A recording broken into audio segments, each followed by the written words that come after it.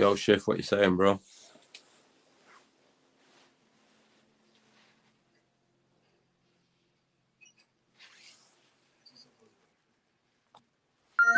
Yo, big up.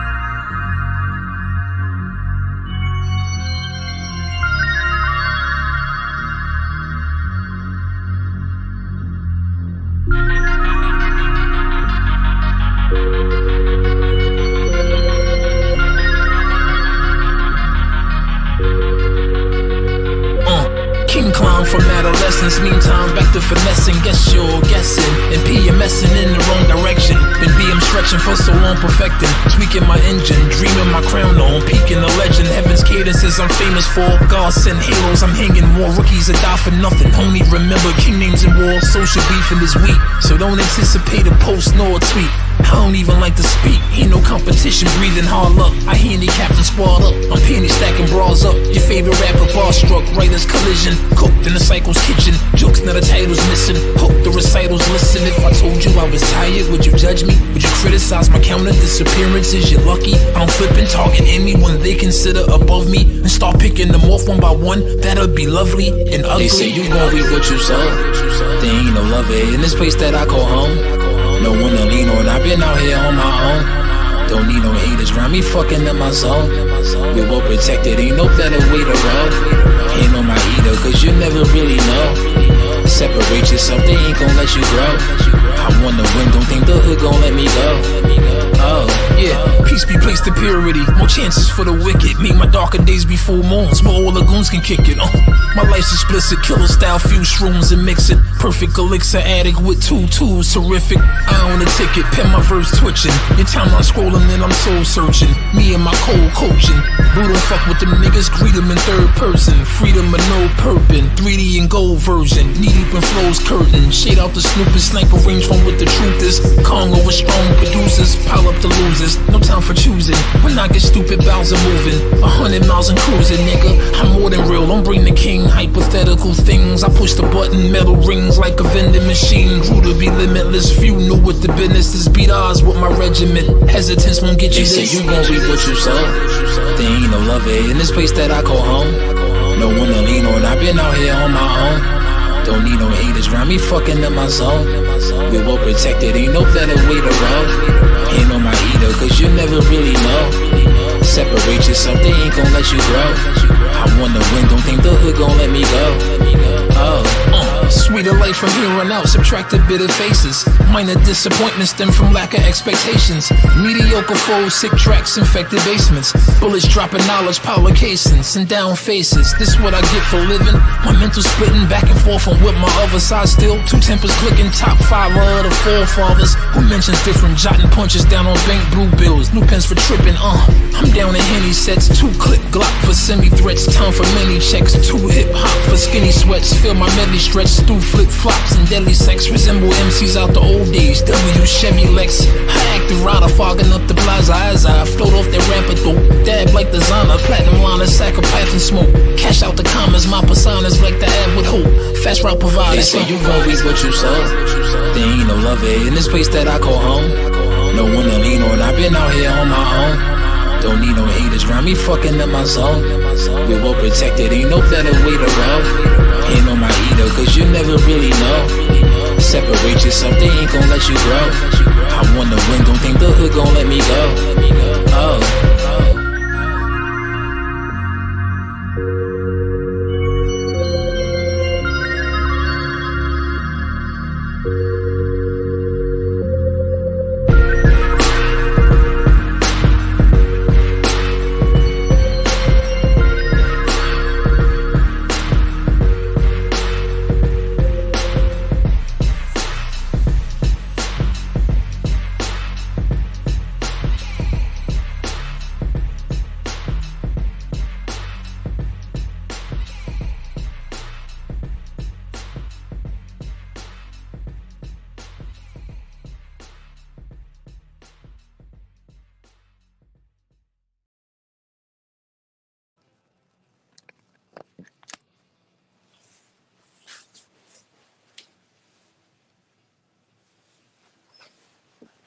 Yo, big up, people.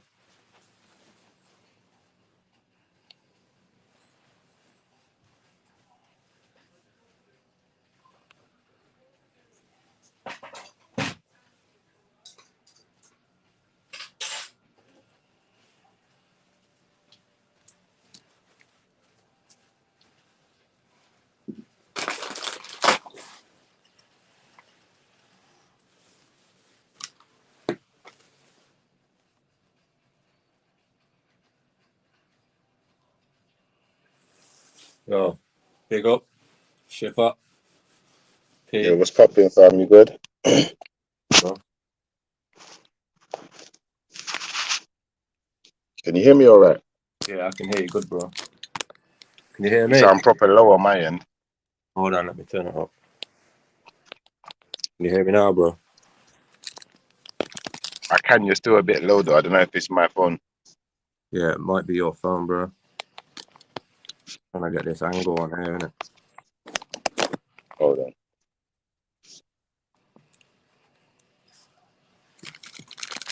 I might have to jump out and jump back in if it's this going to be this low. Alright, Shout out to everyone in the chat anyway, man. Big up yourselves. Shout out to P. Likes, share, and subscribe. Peniros mind. Don't watch The Voice. I got a cold today. Get that honey, bro.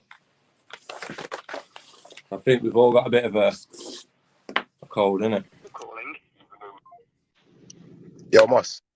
Yo, bro. Yeah, that's a little bit better now. Yeah. So what you been doing? Same old shit, man. But we always doing. Nothing but the rent, paying them bills. How have you found it? How have you found it with COVID being lifted, bro? I don't know, man. It still don't feel like it's fully lifted yet, but obviously, you know, it's going to be a bit easier than having all the restrictions. Yeah. I'm kind of hesitant about it all, to be honest, bro. Yeah, me and you both, because I'm thinking like it's almost like they're trying to create. It's almost like they're trying to create another wave. Yeah. Exactly.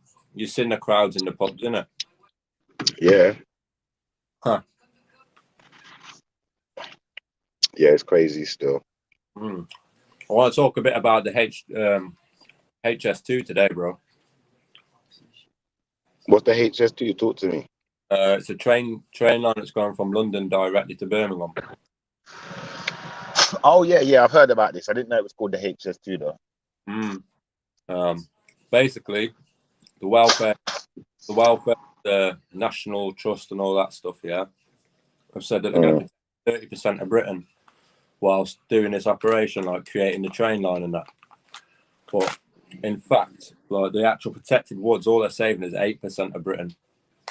So a lot of these historical woods and stuff, where like the famous book writer in it, where he had inspiration from these woods, and these woods they've destroyed the whole woods. They've kicked out and fought violently and aggressive towards these people that are trying to obstruct them from cutting down this forest in Britain. I think it's something that people need to be aware of, just for the convenience of change rate. Take 30 minutes, isn't it? You know what I'm saying? They're saving 2.5 hours, but they're also cutting down 80% of the British forests along the way. Yeah, it's a shame, man. It's a real shame. So why do you think they're doing all of that, man? Or do you think it's just about money, really, innit? Let's be honest. Yeah, that's all it is, bro. Money and politics. I hear you still. Like, they couldn't have touched that land prior, innit? But because they've got this HS2 going through it now, the devastation of the amount of land around each part of the track that goes down is going to be cut by about, we probably have about 600, 700, 800 yards on each side of the tracks.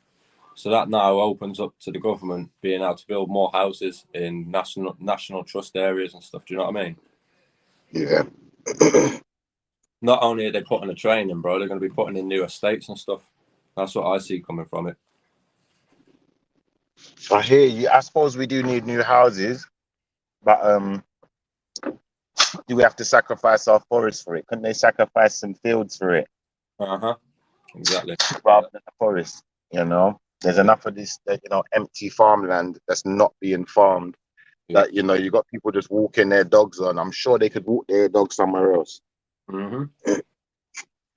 But I don't know, if they cut down all the trees, when we got a lack of oxygen and too much carbon in our environment, you know, that will be the result, innit? Like, that'll be because if they cut the trees down.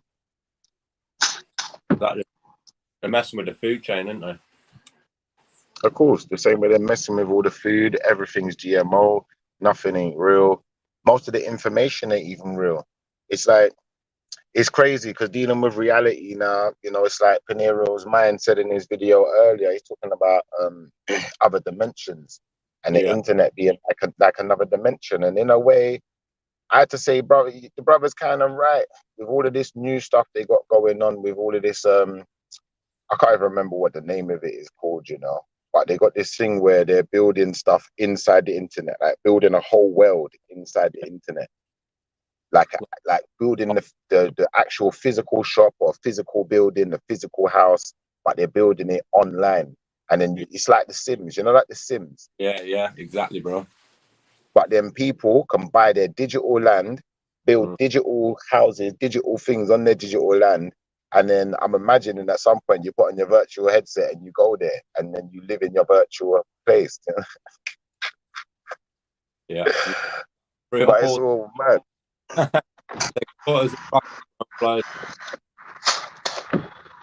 That's what it's called. It's called decentraland. So anyone that don't know about that shit, you know, go and have a look it up. Look up decentraland and what's going on there, because you know they talk about the matrix and these things there, and effectively that is it. That is the matrix right there, decentraland. Yeah, it's a pretty important word, isn't it? Yeah, and then when P said another dimension, that's why it kind of resonated with me, because I'm thinking, okay, decentraland, you know, and dimension. I just thought, the two decide that they all like the beginning of the word even starts similar, you know, like that. It's like they're trying to tell you something without telling you that we're sending you to the next dimension, you know, like that. Yeah. With this decentraland business. Yeah, exactly. Yeah, it's crazy, bro. It's crazy.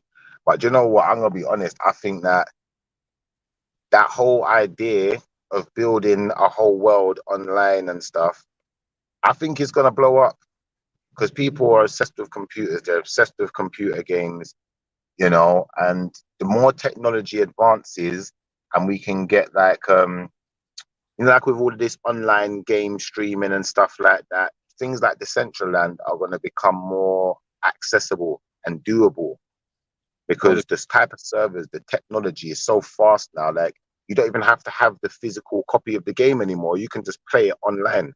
Yeah. Do you know, like that? So the Decentraland, technically, if they get the technology right, it's going to run fast. It's not going to slow down. It's going to be like a never-ending computer game. Microsoft has had to employ more 2,500 more members of internet staff, bro, like the software management staff. Since COVID, that's how far the gaming industry's boomed from COVID itself. So yeah, of course. So when you talk about the internet world taking over, it's kind of already happening, isn't it? We just ain't seeing it. Well, what they're trying to do is they're trying to push people into these internet worlds and take us out of the physical, the real world. So rather than having a real world, we've now got digital world where you can have your physical self in a digital form placed into a digital world and interact with people that way, which is, you know, to an extent, you know, we could say that's a bit safer, but is it normal? Is it natural? And then when you do meet people in the physical, the real world, are they going to be the same as the person who you've been meeting online? Probably not. You know, because people will present themselves as whatever they want you to see online. Sorry, exactly. What was you going to say? They can live all their fantasies and wishes of the world. So the person that you knew once ain't the person you're going to know next, isn't it? Well, this is the thing now, where it's like, you know, someone said something to me a little while ago and it shocked me. They said, you know, this whole thing of like pedophiles and stuff like that, it's an illness and rare tear and you know, a pedophile is someone who just likes the look of children. They don't even necessarily have to do the sexual act. Yeah. But then maybe that's why they want things like decentraland, so that they can satisfy the appetites of people like this without them physically doing something to someone. But then is that not just an enticement to go to the next level? Or, you know, for someone to go and commit a murder, but you're going to do your murder on decentraland. But then is that not just an enticement to go and do it in the real? Do you understand? Yeah, they're not teaching you the right from wrong there, are they? They're saying you can do your wrongs on there, innit? Do you understand? And if decentraland is based on the real world, that means your character in decentraland, you know, say like your character in decentraland was in the digital version of London or New York, and you wanted to commit a murder. Everything that's in the real world is going to be in the digital one, the CCTV, everything, the whole layout, depending on who's programming it. So if it's exactly the same, then by the time he's committed that murder in the computer game, you can go and do that in the real world. And how close can this how close can they get it to the real world? You know, like that. And obviously it's going to have the same people, the same minds applying their logic to it.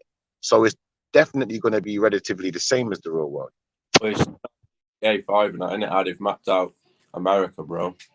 It's kind of quite identical to the areas that they're trying to map out, isn't it? Like building for building, road for road, sign for sign, shop for shop. So they've already, it's like they've been testing it through the gaming industry, isn't it? Like creating. Yeah, 100%. Because you look at this new Call of Duty, it's like a miniature version of what I'm talking about, a miniature decentraland, where you can open all the doors, go into buildings, you can get in some of the vehicles, not all of them, but it's only so long before everything's accessible. Do you know, like that? And that's what decentraland is. It's effectively, other than, you know, in Call of Duty, you don't have like a normal shop. You don't have a Burger King. You don't have none of these things. But then what I want to know is, if they make a digital version of Burger King and you go in there to buy a burger, are you paying with real money? Yeah. Because you ain't never eaten that burger. You'll be paying by your own time, innit? So the time that you're spending on that, you'll be the product of the system, innit? Almost. Or maybe if you go in Decentraland Burger King and you buy a burger in Decentraland Burger King and, you know, you play the game, maybe you get a burger in real life. You know, you keep your receipt and you can go and retain it. I don't know. Yeah. But it just sounds crazy to me, bro. It's like the Lego people are talking about building like a Lego castle or some kind of Lego world, Lego land inside of Decentraland. Well, see how that. Because you know, Forza Horizon, bro, they brought Lego World into that, innit? And that's a race. And now you can go and build your own houses, your own Lego cars, and race them around in a natural, realistic area. Based on Horizon is the one I'm on about. Yeah. Or be able to take on it once. That's why they've been breaking it little by little by little, isn't it? It'll probably be another 100 years before we see the effect of things like that. Yeah. Because our generation ain't ready for it, bro. Yeah, it's crazy, man. You think it's like 2 generations before they release that game where say that again, what? It's been like two generations before they released virtual reality, innit? Because they had that before too. They had that machine where they were able to create that virtual reality, the smell and senses TV, wasn't it? Yeah. So now, I hear you still. Now it's crazy how things are changing, man. The world is definitely evolving, you know, via technology and via information, 100%. As far as physical evolution, I'm still yet to see any, but you know, the tech evolution is definitely never ending. You know, it's never ending. But I wanted to ask you about something else, Muslims. Hold on, let me try and find it before I start talking about it. Where was this now? So there's a guy. His name is his name is James. He's from Essex. long story short, James from Essex, family man, father of 4. He got stabbed to death by some kids for trying to stop the kids from messing with a homeless person. Yeah. Did you hear about that? I didn't hear about that still. What? Yeah, What? it's James, crazy. I can tell you. Let me get the story up, and then I'll just give it a little read through, or read some of it. We won't read all of it, and then we can maybe have a discussion about it. Say that again. Did you say he was a gypsy lad? No, he's not a gypsy lad. He is a light-skinned geezer, from Essex. And yeah, long story short, he just got stabbed to death by these kids. He tried to chase the kids away from a homeless man who they were messing with. But let me not talk too much. Let me just read this quickly, and then we'll see what it says, and then we'll see what we think from there. So it says, there's a hunt for forensic. There's a hunt for clues with the forensics team at the murder scene in Langdon, Essex. Hold on, let me see if I can get the picture up, and then you lot can see it as well. Yeah. You see that here? Yeah, I see that. So that's the forensics team out there. That's the guy that got stabbed to death. That's mad. And that's him with his family there, Right, let me read this for you guys. It says, a dad stabbed to death by a teenage gang had been hosting a barbecue for his twin's 2nd birthday. Kind James Gibbons, 34, was attacked as he offered leftovers to a homeless man the youths were picking on. Locals said the teens had been terrorizing the neighborhood on scooters and shouting abuse. James was trying to chase them off when it is believed they stabbed him with a knife one was carrying. He died yards from his fiancée Victoria Billingham and their 4 children. 3 males and 2 females aged 13 to 16 have been arrested on suspicion of murder. 2 were in custody last night. The others have been released under investigation. Family members paid tribute to Gibbo last night, saying they were absolutely broken beyond belief. They said in a statement, James was an amazing father of 4 young children, engaged to his partner of 11 years, and was a loving, supportive son and a brother. James was a hard-working, family-orientated man who ran his own bathroom fitting company and was looking forward to a positive future for him and his family. This tragedy occurred after he had spent the day celebrating his 2-year-old twin girl's birthday at home, and we are absolutely broken beyond belief at this pointless loss, which has had a devastating effect on us all. James is the kind of person who would always be prepared to help anyone less fortunate than himself, which is what he was doing on Sunday night. It says, as a family, we are urging anyone to come forward with any information that may help the police as they investigate James's death in the savage killing, in the hope that we can get justice. The savage killing happened in Langdon, Essex at 9:30 p.m. on Sunday. A close family friend told The Sun James was having a barbecue. It was his twin's birthday a week or so ago. He had seen a man who was living in the streets earlier in the day. He decided to take him some food, which is so kind of him. And this group of teenagers were attacking the man on the street. And when James saw him, he bravely stepped in. He was then stabbed by the kid who had been attacking the other man. The family are incredible. The family are devastated. James was incredible, and their kids have lost their dad. Yesterday, James's mom, Wendy, was driving back from Europe to be with her family 6 years after she lost her son, Ashley, 26, to an epileptic fit. So yeah, now this sounds crazy, bro. Like, they're not showing us who the kids are, though. They won't show you who they are because of their age. They probably got to keep that under wraps. But do you know what I think is kind of confusing though? Like, I know there's been kids who've done underage stabbings before, where they have showed their identities, like revealed it on the internet, the newspapers, all of it, or they've got pictures from the scene. Even if you can't see their faces, we can see who the kids are. Do you feel what I'm trying to say? So I'm a bit confused in this case. Why have they not highlighted who these kids are? Yeah. What is there to hide? You know, because look at that. I'll show you the pictures. You know, we can see a picture of him there with his kid. We can see more pictures of him with his kids. We see that. We see a picture of the forensics, but where's the picture of the people they arrested? What paper's that in, bro? This is the Sun. Yeah.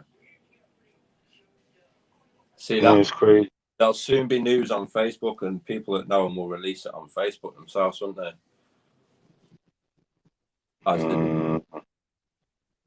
You'll see their page getting bombarded by scummy messages and stuff, innit? I'd like to give my condolences to his family, because obviously he was a good man trying to do a good thing, and he's been punished for being good, innit?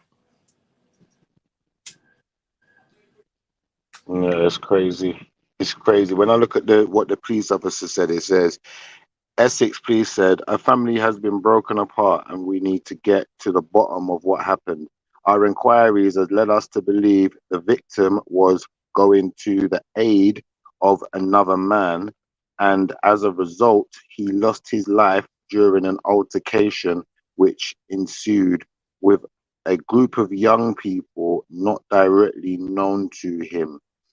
It is a tragic loss of life, and we are continuing to appeal for the public's help. Police want to hear from anyone who may have seen or heard anything in Iris Mews just before 9:30 on Sunday, and anyone who may have seen any discarded weapons. Now, Muslims, I want to ask you a question, yeah, and I think it's good that it's me and you having this conversation right now, because then, you know, we're gonna have a balanced, you know, point of view here, and you know. You know, I don't know where Schiffer's just gone. Give him a second. It's probably a technical issue. So yeah, that's crazy, people. What do you think pushes those young teenagers into doing such thing? You know, what's happening to our education? Who tells these kids that it's right to do something like that? Or where is the discipline? Is it because we've lost discipline with our kids?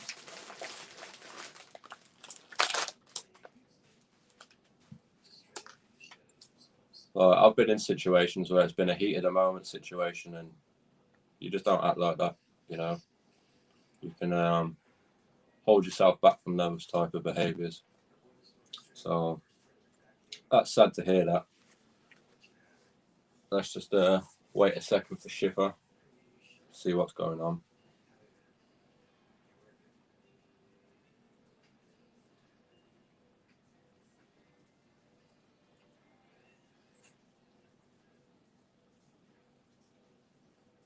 Well, it must be the weather that's disturbing the signal.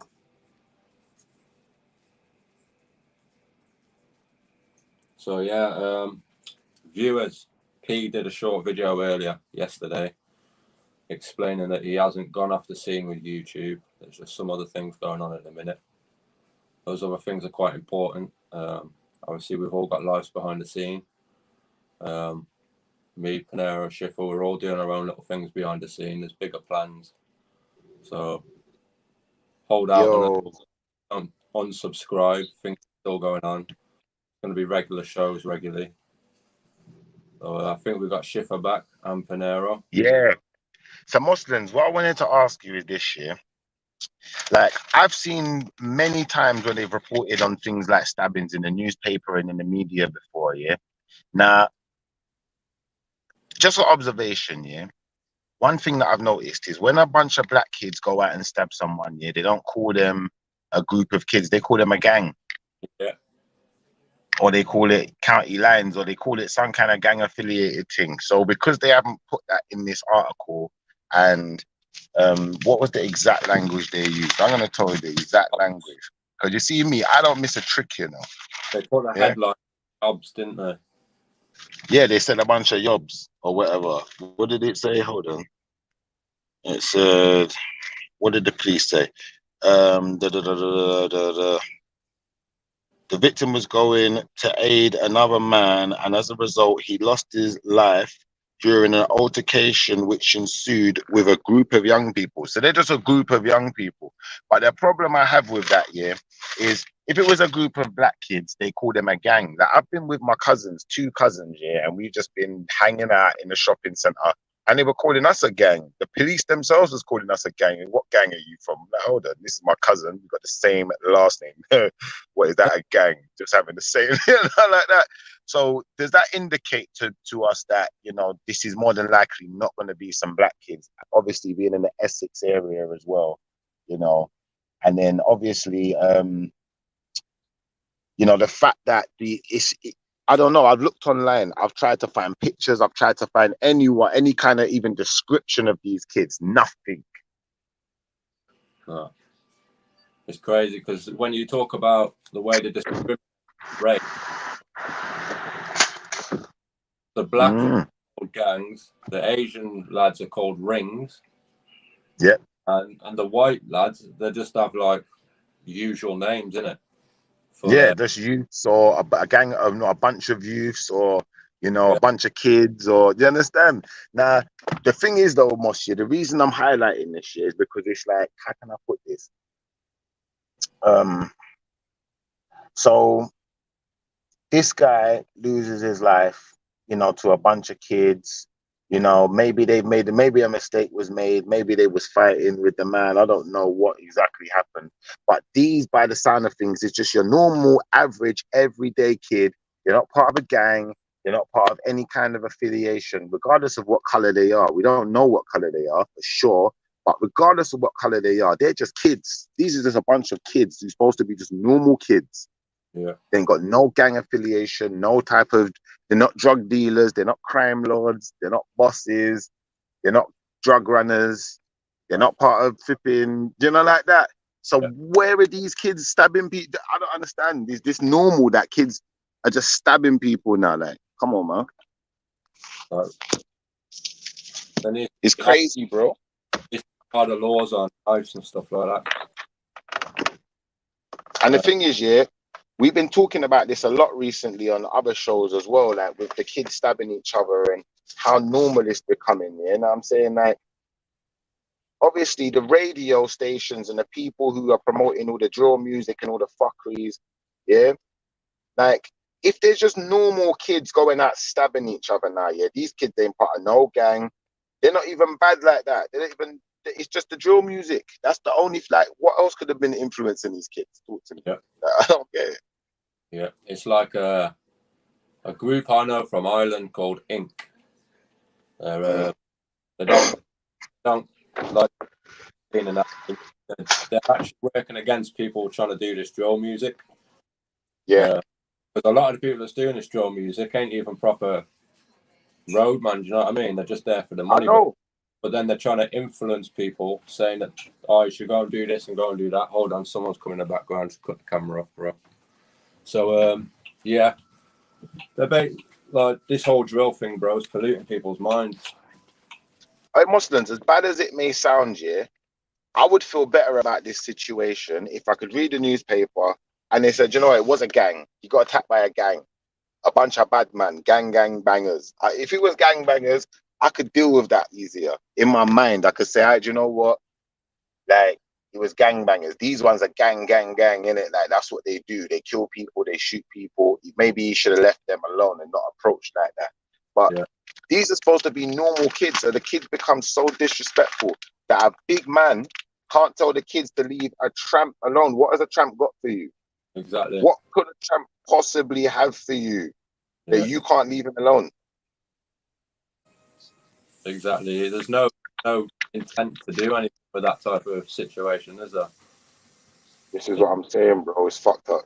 It's fucked up. And it's like, my days, bro, when I was in groups or gangs or rings or organised crime things or anything like that. We weren't about going to terror citizens. You know what I mean? It was more of a targeted thing. So if you had some beef with a person, you're going to sort it out with that group. Do you know what I mean? Whereas now this drill thing, anyone's a victim, bro. Anyone in the street can be a victim, just so they can get on the shoulder. You know what I mean? Yeah, just so they can put it in their rap song. I don't understand it. Like, it's a dickhead thing, and a man has now lost his life over what? There's no money involved. There was a young lad, bro. I think he was 15, and he was from Cornwall way or something. It was, yeah. And there was just that.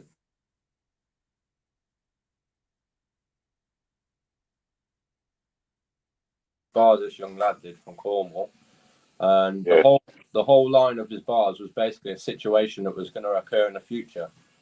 But it's crazy, bro, because the details of what the court released of the situation, the in-depth description of the knifing and all that type of stuff was to an exact detail of what this young lad had wrote in his words. You know what I'm saying? And he wrote these words weeks prior to actually acting it out.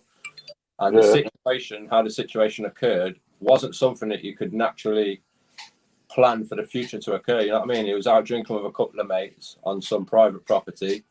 I think if I can remember, it was like a bus depot or something. No, a works factory, bro.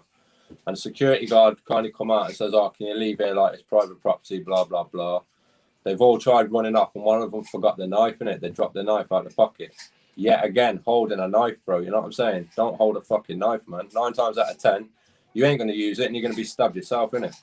But he's had to go back and grab this knife, and then he's got into an altercation with the security guard. The security guard tried to disarm the lad with the knife, and he stabbed him multiple times and then tried chopping off the security guard's head, But from all those bars, everything that happened is what he wrote.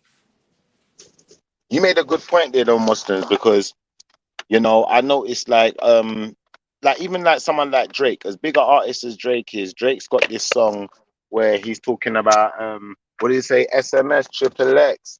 That's the only time I ever shoot below the neck. Why you keep shooting if you know that someone's dead? That's the only way to give you some respect. And I'm saying, like, all right, maybe he made that tune before the triple X kid or whatever, triple extension died or whatever. Maybe he made it after. I don't know. We don't know if anything what he's saying in there is true, but I do know that the triple extension guy is dead and he got shot a load of times. So it's like, you know, it's popularized and it's glamorous to talk about killing people. Yeah. You know, there's another guy, what's his name? YNW Melly. Yeah, so YNW Melly made a song about killing his friend or killing someone or something like that, and then went through and did it. He went and killed his mate.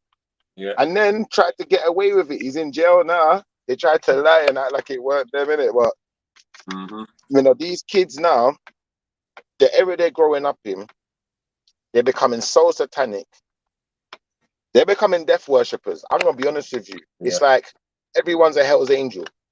Yeah. Everyone and their grandmothers are flipping Hell's Angel today. Yeah. And even if they're not saying they're Hell's Angels, that's what they're emulating. Like, they're emulating some real demonic fuckeries, you know, and want to hurt people. It's right, man. It's mental, bro. It's crazy. I don't even know how it even stems, bro. How it all originally occurred that people are now doing it for the glam. You know what I'm saying? Like, is it the money? Is it the money? Is it the being popular, being famous for doing certain things? You know what I'm saying? I think it's the fame more. Because think, these kids who killed this man over, you know, him not allowing them to bully a homeless man. Yeah. What money are they making? They're making a pence. Yeah. It's all about everyone. Reputation. Aya, how you doing, sis? Hi. Good. You? Yeah, not too bad. How are you, Muslims? Not bad myself, you? Yeah, not too bad. Good, man. No, I like what you're discussing at the moment because it's crazy out there now with the kids. It's mad. You know? I don't know. I think that there's probably some layers to this because I think you can't approach it with like there's one thing that's going on. For example, like the music. Yeah, music may be a part of it, you know, but I think there's layers to this, and I also think sometimes I sit back and I actually ask myself if this is something that the powers that be actually want to let happen, because I'm sure if they wanted to really clamp down on it, they could. And it doesn't seem to be something they're really addressing. This has been going on for a long time. And, you know, people say, oh, yeah, people have been stabbing and doing all this from day one.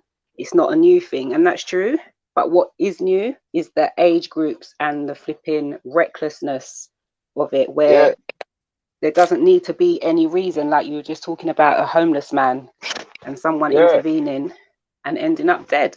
And this is crazy because you're, you know, it's like you're hearing more and more of the adults now that are getting killed by these young people that are out there.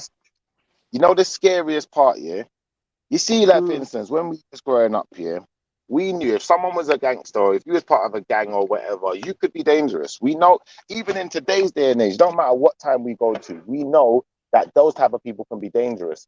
But just your normal average child, you're not expecting your normal average child who just goes to school, goes to college, they got a mum and a dad who looks after them and babies them, cooks their dinner, iron their clothes, wipe their back for them. You're not expecting that child to be walking around with knives stabbing people. For what is he got to gain? It's crazy, you know. I think you're right, definitely, because I think someone put in the comments that it's about guidance as well. Like, so we've got the drill music, but I think the parenting that has a part to play in it too, and not just, you know, are you at home and looking after your kids? What conversations are you having with your child? You know, how are you like making sure that you're passing on the morals, the values, the respect levels that a lot of us have grown up with, passing that on into the youths, you know? The other day, I don't know if you saw it, there was a headline about a woman who brought her son and his friends to go and kill some boy on the road. She actually dropped them there. She, at 36-year-old mother, had her 17-year-old son and his friend in her car and drove them to go and trouble this child on the road, full well knowing what they was going to do. So when you think of that and you've got like parents of that mindset, what hope have the children got? Really and truly, you know? I hear you. That's crazy. I've never heard that. I mean, this is the first I've heard of that. Can I just say as well, big up to R-Tube, big up 92 Dread, big up Life Lover, and yourself, and Muslim Minds, and Madman Ace TV, Georgia Lynch, B-Box, blessings. But that's the first I've heard of that, man. A mum is driving her kids to the arms ass. Yeah. I can't remember where it was. It was. I feel like I might want to say Croydon, but I don't know. I might just be throwing it out there. But yeah, that's what happened. She drove them there and they killed this little boy. She knew what they was going there to do. That is definitely the money. Exactly. And I feel like I do wonder if the kids are really struggling, because what I think of when it comes to children is their innocence and their openness. And if they're not getting the right things fed into them, then it's very easy for the wrong things to get fed into them.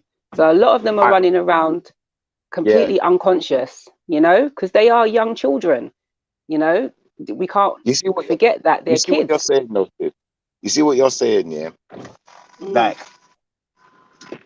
not that it doesn't surprise me, because it does surprise me, but it doesn't surprise me the way it should do, because when I look at like the logistics of things, it's like Life Lover. He said something the other day that resonated with me. Some of these kids grow up in families where the family is already associated, already affiliated, and they already walk a certain road. They live a certain life. You know, they live by certain codes and certain rules. So those kids growing up in that household, like, you know, there's some kids, they grew up with a dad who sells drugs. And their dad will say to them, go and take this to this man and go and drop this hit. And now they're directly involved from the beginning of their life, you know, like that. Even if they didn't know what they was involved in, they're directly involved. They affiliated, they know all of the people, you know, they've probably been around and all sorts. Yeah, it's true. It's true. That's why I think there's layers to this. You know, like, yeah, there's parenting. Yeah, there's Peniro, like the music. Yeah. You know, we've got the music side of things. And I think like Muslim was saying that, you know, a lot of the time, some of these rappers that are out here making their money, they're not even about that life themselves. It's just a money flex. Yeah. But they're out here talking certain talk. But I was listening to some other like rappers talking in some interviews, and one of them was saying that a lot of the people that are buying out like tickets when they do their shows and stuff, or when they could have done them before, it wasn't even these people that are out on the streets. It weren't the road guys out there like going to their concerts. You were saying these are the, you know, the middle class white young people, not even from London necessarily, that are buying out their tickets. Do you understand? So it's how much of this link is there with the music, you know? Yeah. It's mad. And this is why it's evident, because like you said, it's little middle-aged kids, you know, I mean, not middle-aged, little middle-class kids coming from, you know, not necessarily silver spoon-fed families, but they're not exactly poor. They don't need to be out there. There's no necessity for them to be out on the road doing anything to anyone. But now they're going out and listening to these rappers, listening to the drillers, the killers, the skeptors, whoever it is, and now they want to emulate it. You know, they want to be like it. They watch Top Boy. Now they want to be the guy in Top Boy. They feel like they're a bad man. You know, like, it's weird. It's weird. That's the thing. That's what I'm saying about the kids. Like, it feels like no one's really protecting them. That's how it feels to me. Like, no one's protecting them. No one's guiding them. You know, that's what I sense about these poor kids that are out there doing this. Because, like I said, as bad as it is what they've done, we can't forget that they're children. They're young. You know, and we all needed guidance. We all needed people to tell us what was right from wrong when we were younger, and to instill certain values into you. You know. But you see why I brought this particular story, Samaya, yeah? Because what I want people to understand is, this is front page news. If I look, I'm gonna show you. Look, bam, yeah. This is front page. This ain't second page. This is front page news. Yeah. But remember, this happened in Essex. Essex is a middle class area. Yeah. Yeah. And when the thing is, people only want to talk about stuff. It only becomes. I dropped my headphones. Sorry. Yeah. People only want to talk about stuff. It only becomes front page news when it ends up at their front door, or the people who are important enough to talk about things and get them heard. Yeah. So think how many parents in the black community have been killed by kids, you know, or been beaten up or rushed, or, you know, had their lives tarnished by these, you know, gangbanger kids.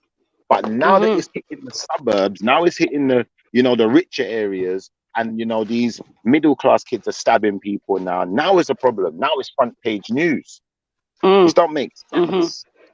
You know, regardless of color, I'm just saying, it don't make sense that, you know, this hasn't been highlighted front page news from when it was happening in Southeast London, Northwest London, East London. It's the ignorant parents, isn't it? They're not, what's it called? They're not monitoring what the kids are doing, or even paying an interest in their life to know what level that finds at for them to go and idolize this type of bullshit. You know what I'm saying? Yeah, definitely. We need to look at them youths, Muslims. Sorry to cut you, Muslims. What's them youths' names? The rappers, the two rappers. Remember, their stepdad got killed. You know. Peniros knows what I'm talking about. I can't remember their names. That's it, Creps and them man there, and the Creps and you and Conan. Yeah. So how come that weren't front page news, but this one's front page news because it's not in the ghetto no more, innit? Like, come on, man. It's messed up, man. Yeah. It's a lack of. I just want to say big up to everybody jumping on. Big up to you for doing your thing. Big up Moss. Timmy RD. Big up to you too. You know what I mean? Big up to everyone in the chat. Love, peace, and harmony. It's literally It's funny that though, innit, guys, that when it hits the suburbs, when it hits a particular area, you know, if this happened in somewhere like the area where I live in, Bath or somewhere like that, if something like this happened, it's going to be front page news. But if it happens in, you know, in Deptford, no one knows about it. If it happens in Hackney, no one knows about that. Come on, that's not right. Definitely. There's a whole heap more going on that's making the news, not even making the local news, you know? So imagine, like, it's well out of control.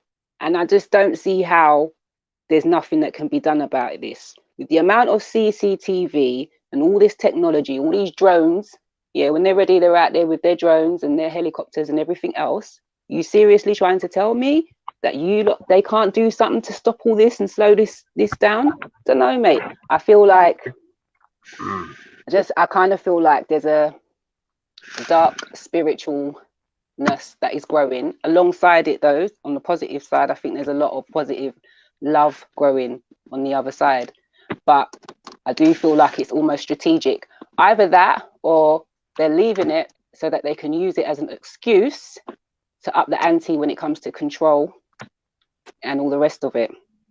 Do you know what I think they should do, Samaya? You know what I think they should do? You know, you got these kids, who go and do the stabbing and then they make a song about it and then they get famous because of it and they make millions or however much money they're making because of it. You know, the Gunleans of this world, the Dutchavellis of this world, the Digger D's of this world, or whoever is stabbing people and trying to get famous of it. What they should do is, once we realize that that's the type of mentality that they got and these are the kind of actions they take to get to where they want to be, all of the proceeds of their music should be stripped away from them and should go to the families that they destroyed. Yeah. Another, you know how we were thinking of things we could do productive for the community and stuff? Like, we should be try and speak to like the prison people, bro, and see if we could do interviews on the people that's committing these crimes to actually show, because they're glamorizing it, but in prison, bro, they can't glamorize it when it's on camera, innit? And actually get them to speak the facts of what they've done, how they feel after now they're in prison. Do you know what I mean? Now they're facing 20 years. Do you know what I'm saying? So we could publicize what actually happens after the aftermath, so it's not glamorized. You know what I'm saying? And big up Latoya as well. Big up Latoya. Jump on, sis. Latoya, jump on, the links in the description. I know what? That's a good idea, though, as well. Sorry. No, go on. No, I was just saying, I think that's a good idea, Muslims. Yeah. Go on, you go. Hold on. Yeah, Moss, it's a good thing that you were saying there still, man. They've got to get more of a contact with the people, them, like, you know what I mean, to see what's really on their minds, you know what I mean? Yeah. There's a back on YouTube. You were talking about a stabbing the other day. You were talking about stabbing earlier, about stabbing that happened the other day. You talking about the one in Sydenham? No. I'm talking about the one that happened in Essex. The one that's like, I just showed these lot. It's front page news. Yeah, a dad of 4 gets killed by some kids trying to help a homeless man. Oh, yeah, that one. Remember, I told you about it the other day. Yeah. But the thing is that what I was trying to highlight is the fact that when something like this happens in an area that's, you know, it's not used to happening in, you know, because there's too much money. There's, you know, middle class, well-to-do people in these areas. All of a sudden, it's front page news. But I can tell you facts. Krebs and Conan, their stepdad or someone got murdered. That weren't front page news. I can tell you facts. I know a man from Hackney. His dad got murdered by some kids. Yeah. That weren't front page news. Didn't even make no newspaper. You know, like that. And that's why it's like, go on. Latoya, you're trying to jump in, but when you're jumping in, it's not giving me the option to add you. So you might have to use a different email or something. I don't know why it ain't working. Sorry. Well, yeah, man. Well, Chipper, you know, because you've been around, Chipper. You know, there's been bare things like that's gone in the streets that never hits the news. Bare. Trust me. Things that we hear about personally through word of mouth that don't hit the news, bro. Things that are a lot worse as well. Yeah. That's where I'm coming from. There was a young lad on the road, on one of the estates, bro. They kidnapped him. A group of teenagers took him into the share house. They pulled all his teeth pliers, put instruments, hair twisters and that up his arse, burnt him inside out. Oh gosh. Strangled him to death, and then when he died, they'd bring him back and keep doing it. And it wasn't even in the news, bro. See, that's fucked, man. This is what I mean. Innit? And it's demonic. Like, they're not even.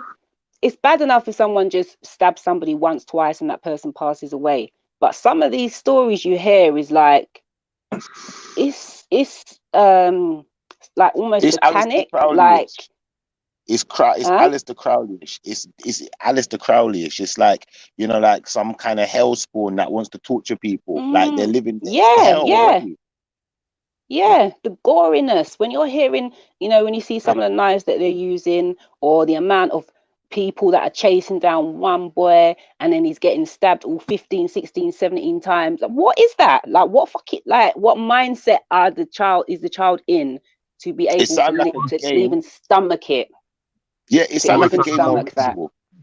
That's what it sounds like, a game or ritual. It sounds very ritualistic when you got 30 kids that, you know, that you run the person down, you beat them up, but now you want to stab them. They're already dead, but you keep stabbing. So everyone's got to get a stabbing because it's now become a ritual. Now we all want to have our hands in it.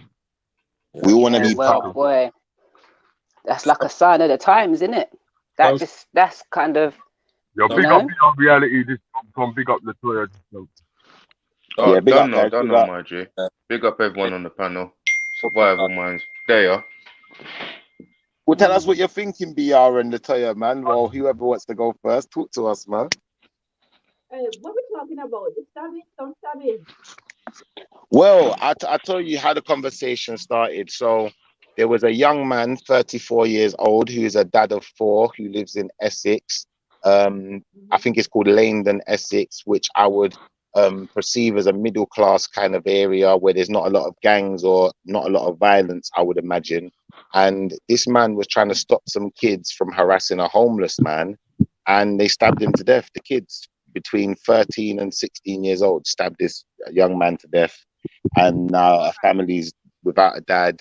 But it's front page news. Now, you know, the thing that I'm most shocked about is that this is the first time something like that's made front page news, because we know that kids have killed dads before and they've killed parents before, and it's not been front page news when it's in particular areas. But now it's hitting Essex, all of a sudden front page news.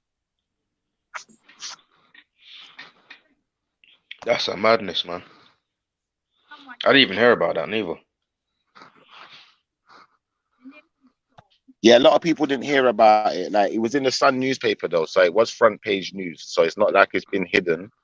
But yeah, I just thought that was quite shocking, you know, that these kids who they're not gangsters. What color are the guys that done it? They don't. They won't disclose. They won't disclose. This is the thing now, and we know in the past that kids have gone out and committed murders, and if it was black kids, all of a sudden we see their pictures everywhere. All of a sudden we know who they are.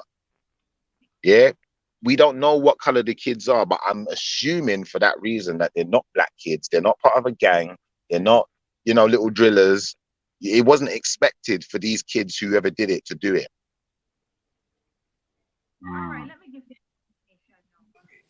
I wonder if Festify on YouTube has done a video on that. I Latoya, you're low, you know. Yeah, let me see if I can help her out there, man. And it surrounds a movie known as Possessor, where they can. I can't hear you, Latoya. You can't hear me. Nah, you're low. You're low. No.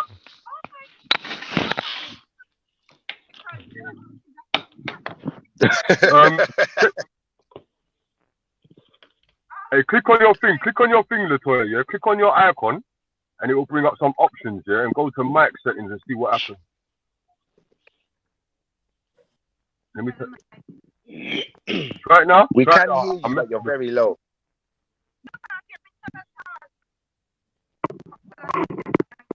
You know they're messing with you already, Latoya. You know they're messing with you. You know they're messing with you already. Do what I did.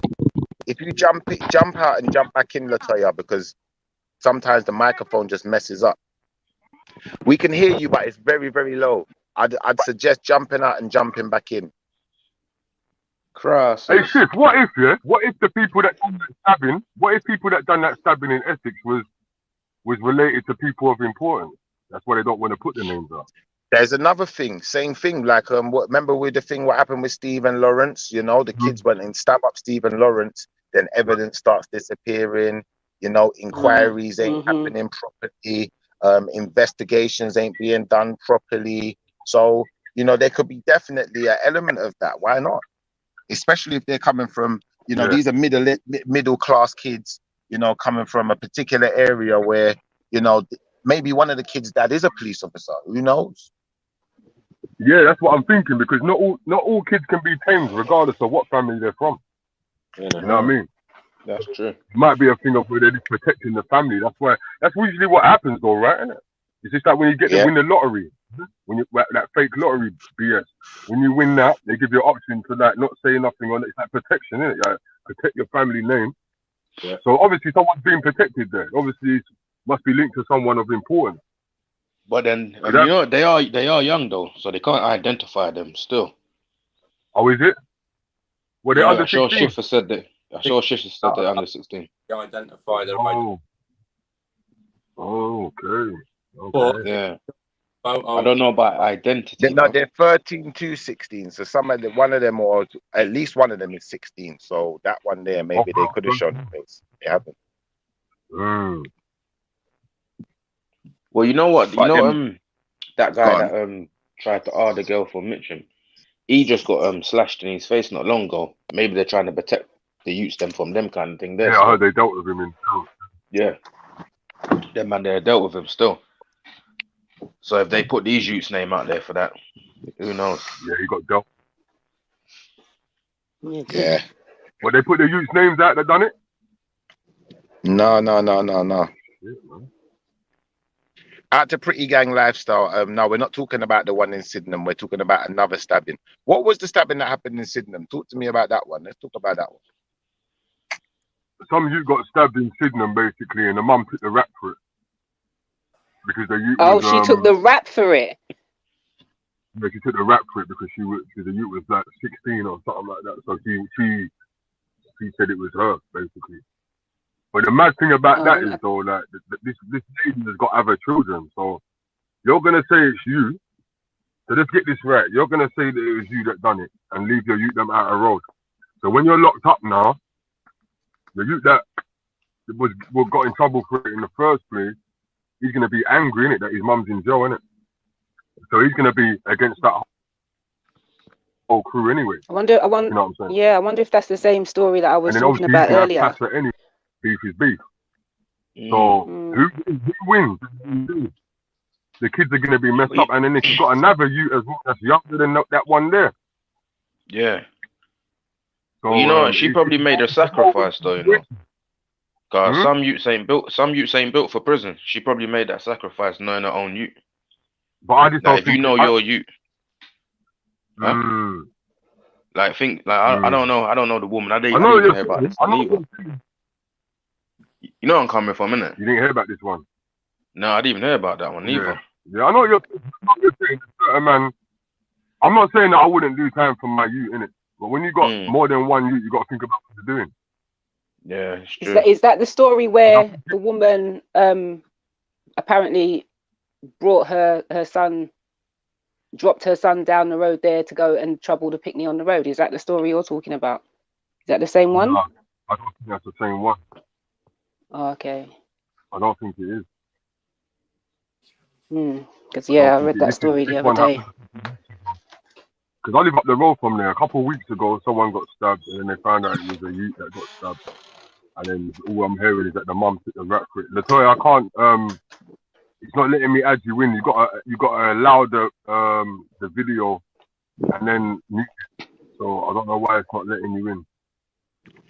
Can I just say, this attack that happened in Essex, in Leyden, Leyden's in Basildon, So anyone who's got you got a sat nav on your phone or Google Maps, type in Laindon Basildon, or just type in Leyden, it will come up in Basildon. Look at logistically where this is on the map, in comparison to where London is, and then you can see the type of area this is. This isn't a city area. It's not, you know, it's not central like that. And I'm imagining it's not a very ethnically populated area. No, it's You not. know, so And it's also not it's not a rich area either. it's not a very It's rich like, area, but no, it's not the no, poorest. it's It's not. not the poorest area, but it's not a very rich area. They have got a lot of estates and stuff, you know. Maybe they got a few tracksuit families or whatever you want to call them, you know. You know, I was trying to not trying to say that, but exactly that. Let's be honest. No, let's be honest. Tracksuit posse. Maybe they have got a few tracksuit posses, but the fact of the matter is, in an area like this, we're expecting to see chavs, you know, with rings and stuff. Maybe they get in fights, maybe they argue with the police, you know, they got noise disturbance. Maybe they even sell a little bit of drugs or whatever they do, you know, they got their little bad boys, but we don't expect them to be stabbing people, innocent civilians, which is just not expected in that area. You know, if this happened in Croydon, South London, you know, we heard about the woman who tried to stop the kids from killing each other and got beat up by the kids and get stabbed herself. You know, we expect that in Southeast London, or, you know, even Southwest London, Northwest, East London, you know, maybe not so much Northeast London, but, you know, we expect it in certain parts of London. We don't expect that in Essex. So it's front page news now because, you know, this is hitting households where they didn't think the knife crime would reach. They didn't think it would affect them. You know, it's like where I live in the countryside, they didn't think the knife crime would reach them. They didn't think it would affect them. But I can tell you numerous stabbings that's happened in this area. Numerous people. I can tell you there's a kid who killed his own parents. He murdered his own parents to get money. You know, like that. And there's a few of them like, remember this kid the other day, the kid who was the son of a lord, he's the stepson of a lord, and he killed his mum and his stepdad who's some kind of lord or something. You know, so these things are happening, but that ain't front page news. I never heard of what? You didn't know about that one? So basically, this kid whose mum is married to some kind of lord or some kind of duke or lord or something anyway. Yeah. So this guy's got big title in with the queen and them type of people there. And, you know, he's married this woman and her pitney decide that he's had enough of them, innit? He's going to kill them off.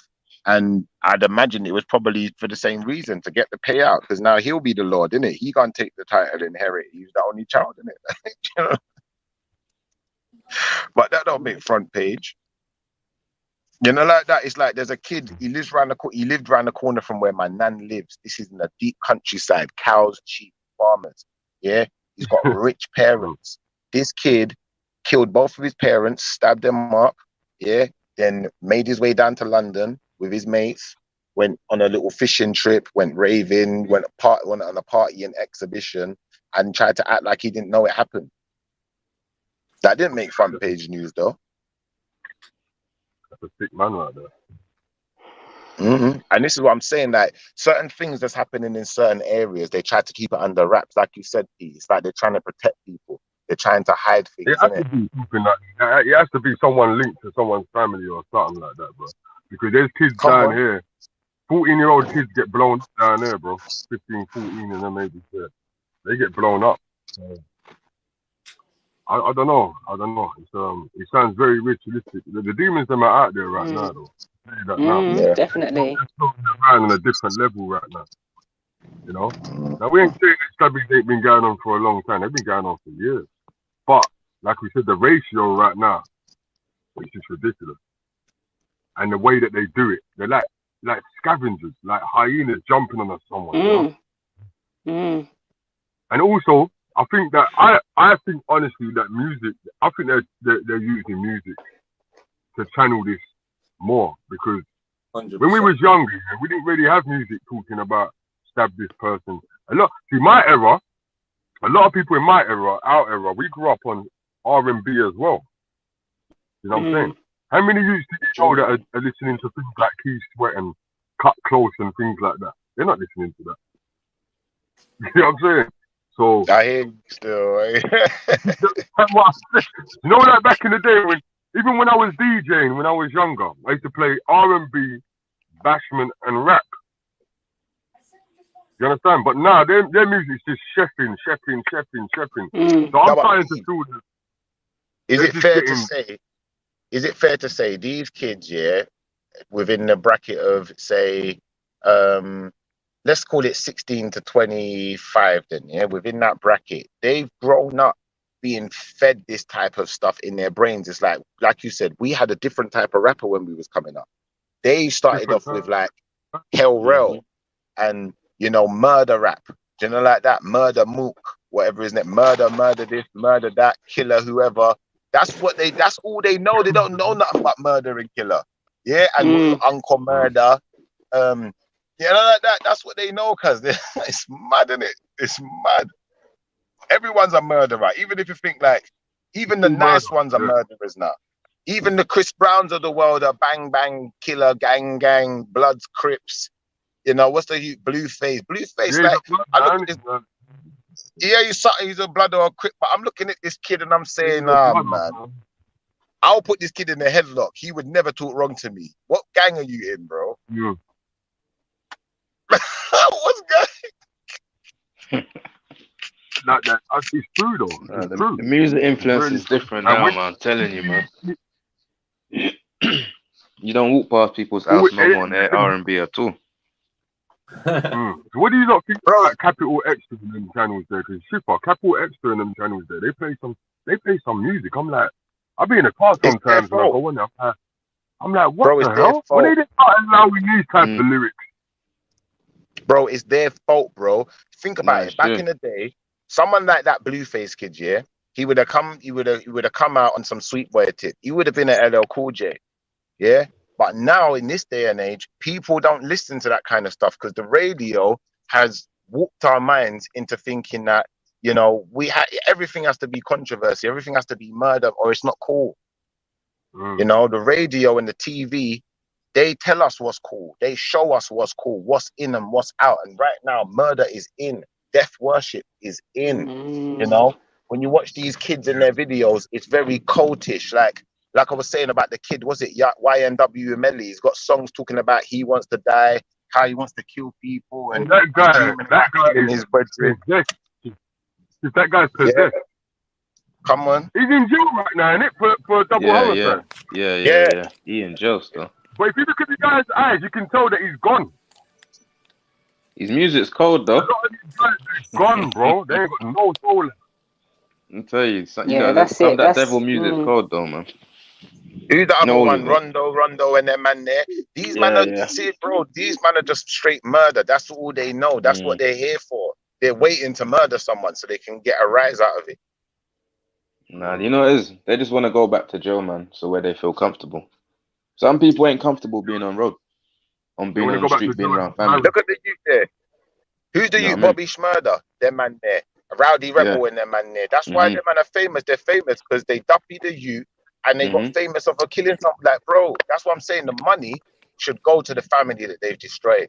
And then it will be a deterrent because it will be like, you know what? We can't get famous of killing people no more. We have to find another way.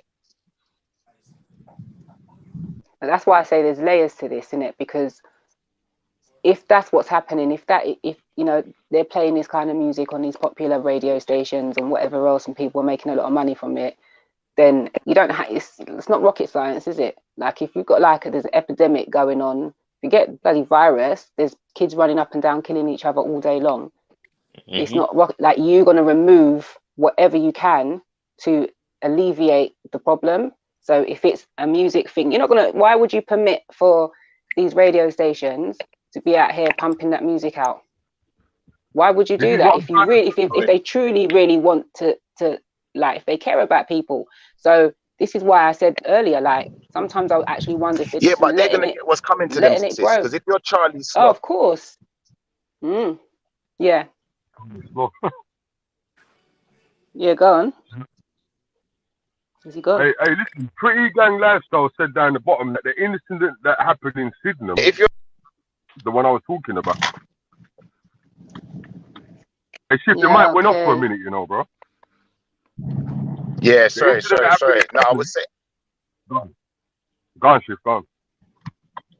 No, I was just saying that, you know, the likes of Charlie Sloths and whoever's playing this type of music, where they know the kids killed someone and they're promoting someone's death to get big off of it, you know, if it was my child, I'd bust Charlie Sloth's head. How are you blowing them up and making them big and making them rich off of killing my child? I'll bust your head for that. And that's the attitude you need to have with them. He's changed a lot of people's lives, though, you know, bro. If you're gonna, you gotta think if Charlie Sloth, but you gotta think if Charlie Sloth did jazz, yeah, he wouldn't be Charlie Sloth. You know, if he did opera music, he wouldn't be Charlie Sloth. It wouldn't be like, whose life would he be changing? He's changing lives, like, you know, like all these little DJs that promote the drills, and not little DJs, but the people that promote drill, they are changing people's lives at the same time. When you say changing their lives, are you talking about them making money? Yeah. Even just getting them out of the hood and their family and taking them away from somewhere. The catch-22. I get what you're saying, bro. Like, it's not all bad. One sec. You know, I'll be back. One sec. I know what he means here, because what he's saying is that even some of these youths, they really do come from the hood, innit? Yeah. And Charlie Sloth's a man that puts their music out for a lot of people to hear it, to get the recognition for them to move to the next stage. So that's what he means, you know what I mean? Like, and also it changes their life. Like people like Heady One. I don't know if it changed his life, because I keep seeing that guy in altercations all the time, but it changes a few people's lives where they can move to a different level and get money and buy yards, and I get that. But then there's still, like Shifty said, there's still another side of it where you're promoting shanking and chefing, and you're rubbing it in the face of the victims. Yeah. You're rubbing it down, rubbing salt in the wound. If you play it, you're promoting it. That's it. That's what Shifty's trying to say. Yes, yeah, I agree. You're playing that type of music, you're promoting it. That's just what it is. But I do get VR reality thing. And that all depends on the individual. Because don't forget, you got a lot of guys out there that talk about all this chefing and never chef nothing in their life. But they just jump on the wave because that's what the wave is right now. To get them to where they need to get to. So it is like a catch-22 when it comes to the DJs. The thing is, so... You're cutting out, bro. Peniro, yeah. The radio popularizes stuff. Can you hear me now? Is that better now? Yeah. Obviously, the radio and the TV popularizes stuff. So whatever they want to make popular, they can make popular. There was a time when homosexuality was not popular. Do you know what? The TV and the radio, they wanted it to be popular. The news, guess what? It's popular. So I'm telling you, there's no excuse for this, bro. They're promoting death because they want our kids killing each other. And they want the kids to have no respect and be killing the parents too. And they just want to see murder. They want to see fuckeries. So they got a reason to step in and say, we can't control it. Because that's what the government wants to do. They want to play parent all the time, innit? So they got to create reasons to. So, you know, if we keep promoting murder to the kids, eventually someone's going to start murdering them. We're going to have an excuse to step in and enforce some kind of law or make some kind of, you know, policy. This is the right now, isn't it? You know what I mean? It's practically a civil war. It's civilians are killing civilians. It's much cheaper than war itself now. You know what I'm saying? They put some music out there now. 200,000 people can be stabbed a year in Britain for the cost of £1 million music video. You know what I'm saying? Instead of 59 billion for a war. They know they can't bring war to Britain. You know what I mean? Because the British people are too strong for a war on our own turf now. Do you know what I'm saying?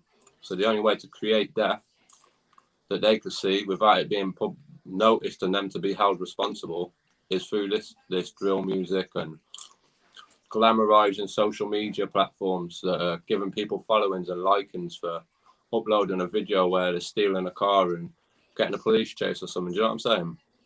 Yes, absolutely. Anyone look at the spiritual side of it as well? Latoya, your microphone's terrible. You hear Seriously. me? Go on, say it. Go on. Yeah, go on. That's better, yeah. Did you guys look at the spiritual aspect of this? Because there's also you have the entity part and you have the part where they can play with these children's minds. Right. Because they even show you these things in the movies, because no wonder I'm having so much problems connecting to you guys, because I've recently watched a movie known as Possessor. And the first scene in the movie is a young black female brutally stabbing a solicitor in the movie. I mean, she gave it to him. And I find it quite ironic that they should show a movie where a black female that is under mind control is stabbing this solicitor guy. So we also need to look at this as a spiritual way, but the spiritual part is divided into two. You've got the entity section and you've got the mind control, because they do have the technology that they can play with these children's minds. So these stabbings that just keep happening one behind the other, that is so senseless. I feel it is mind control. I feel that there is some mind control going on, because that is something that I'm actively researching right now. I do understand the part where people can be infected with various entities, and I'm looking at the artificial part of it, where children's minds have been controlled through various aspects. Right, so we need to look at that section as well, because I definitely feel that something sinister is going on with these stabbings. Definitely, and I think it's spiritual. I think it's spiritual. And you're right. So guys, we've been saying it's demonic the whole time. You're right. It's definitely spiritual, and it's a very demonic energy. And when you're talking about entities, like Peniros said, with this internet thing, it's like a whole nother dimension. And when you cross over into that dimension, you're letting in a whole lot, you're susceptible to a whole lot of ideas and, you know, images and things that are going to influence you and poison your mind, especially for a child. Yeah, exactly. That's the thing, where their brains are developing, and it's almost, so imagine, just thinking, like, if you've got a young teenager, early teens, whatever, they're still growing, their mind's still growing, their brain's still developing, like literally biologically, the neurons and all the nerve endings and whatever is still developing. So if that child now has either witnessed or been part of or actually did that murder themselves, imagine how that messes up the way their brain works for the rest of their life. Decentralist shit. The impact. Yeah, the impact. So now you're going to have potentially an adult now who doesn't tick like most other human beings. Could that be part of the reason? That they know the impact it's going to have and the way it's going to affect the mind of that child, even if, like I said, they've witnessed it or they've done the murder, then they grow up now, adult, now their head's messed up. And there's no fixing that. You've hit the nail on the head. You've hit the nail on the head, and that's where we're going with this conversation, because, you know, information is like a virus. Information itself. If I give you a certain type of information and there's power in that information, it can show you how to do something that can benefit you, or, you know, maybe it can benefit someone else. That information, you're going to utilize it at some point in some way because you see the benefits in it. Now, I'm not saying that murdering someone is beneficial, but to the person who's doing it, like, they must see some benefit at the time, innit? You know, whether it's their credibility, whatever it is. And the benefits for the agenda and the system, you know, and the spiritual war. Because if you know, that's what I was saying to someone the other day. We can't forget that they're kids, you know. So since you think about it, look at young girls nowadays, yeah? Every young girl loves off her makeup nowadays. They love off a contour. They love off a revealing clothing, yeah? But that's because of what they've seen. To them, that's sexy. That's what looks good. That's what's been pushed in front of them. And that's how we know it's an agenda. But you didn't, if you keep cutting out, I don't know what that was, but... Am I cutting out still? You're back. But the young girls today, yeah, when you look at the influences around them, the Cardi B's, the sexualized images, you know, the revealing of your body all the time, like, this is normal to them now. Back in the day, that weren't normal. Nah. Back in the day, it would never have been cool. It would never have been cool back in the day for anyone to look up at a stripper like there's something like a stripper that used to rob guys. It wouldn't be cool for them to look up to someone like that. It was more cool to look up to someone like Michael Jackson, you know what I'm saying, or Run DMC, or, you know what I'm saying? Like, but now it's cool to look at these people that are slack and nasty, like they're something. And they're putting it to the kids from young. You know, they went. Remember, I don't know. I think there's probably still some young, I don't know, ladies, even women out there poking their tongue out and all that in their pictures for Instagram or whatever. But even little kids, primary school age, they do that when they take a little selfie. They have no idea the sexual connotations of that whole sticking out their tongue and all that, but they're following it. And when you haven't got parents that are stepping in and saying, you know, we need to sit down and have a conversation, then they've got no hope. They've got no hope. They've got no one to show them a different perspective and make them understand what it is. I think that's what's lacking. They don't have the like, they need to be sitting down listening to these kind of conversations, innit? They're not interested. They're far too busy doing what they're, you know. But I think that's what it is. They need to be able to sit down and have reason. And sometimes it's parents not making that time, or parents leaving it a bit too late to do that. Because the bottom line is, we're the parents, innit? So yes, there's police. Yes, there's a system. Yes, you got to wise your child up to what's going on so that they don't fall into the trap, because I feel like it is a trap. I feel like everything they do is strategic. Exactly. Preach it, exactly. You know? It's all a trap for our kids. All a trap. And we're all here, so we can't get away from it, but we can school our kids. So when they're confronted in a situation, they have that kind of ability to like critically analyze what's going on around them, then make a choice where they're not caught up in the game, you know? Like they've got to try, and it's like chess, like they've got to be able to outsmart what's going on around them. But you got to make time for that. Starts with the parenting, doesn't it? Yeah, I think it does. Yeah. It's laziness for the parents. Like, there's so many parents I know myself through friends and stuff that they'll stick the kids in front of a computer and just let the kids do. Yeah. You know what I mean? They see their life as too busy to be a parent. Whereas when we grew up, our era, we sat down at a dinner table. We'd have discussions what went on in our day. If something bothered us, we'd speak to our parents. They would make us feel good about it or explain it to us in a way we could understand the situation. There's none of that now. Half the houses haven't even got a dinner room table. They haven't got a routine. You know what I'm saying? It's like computers. That's well said, Moss. That's well said, man. Computers and social media is stealing our kids away from us.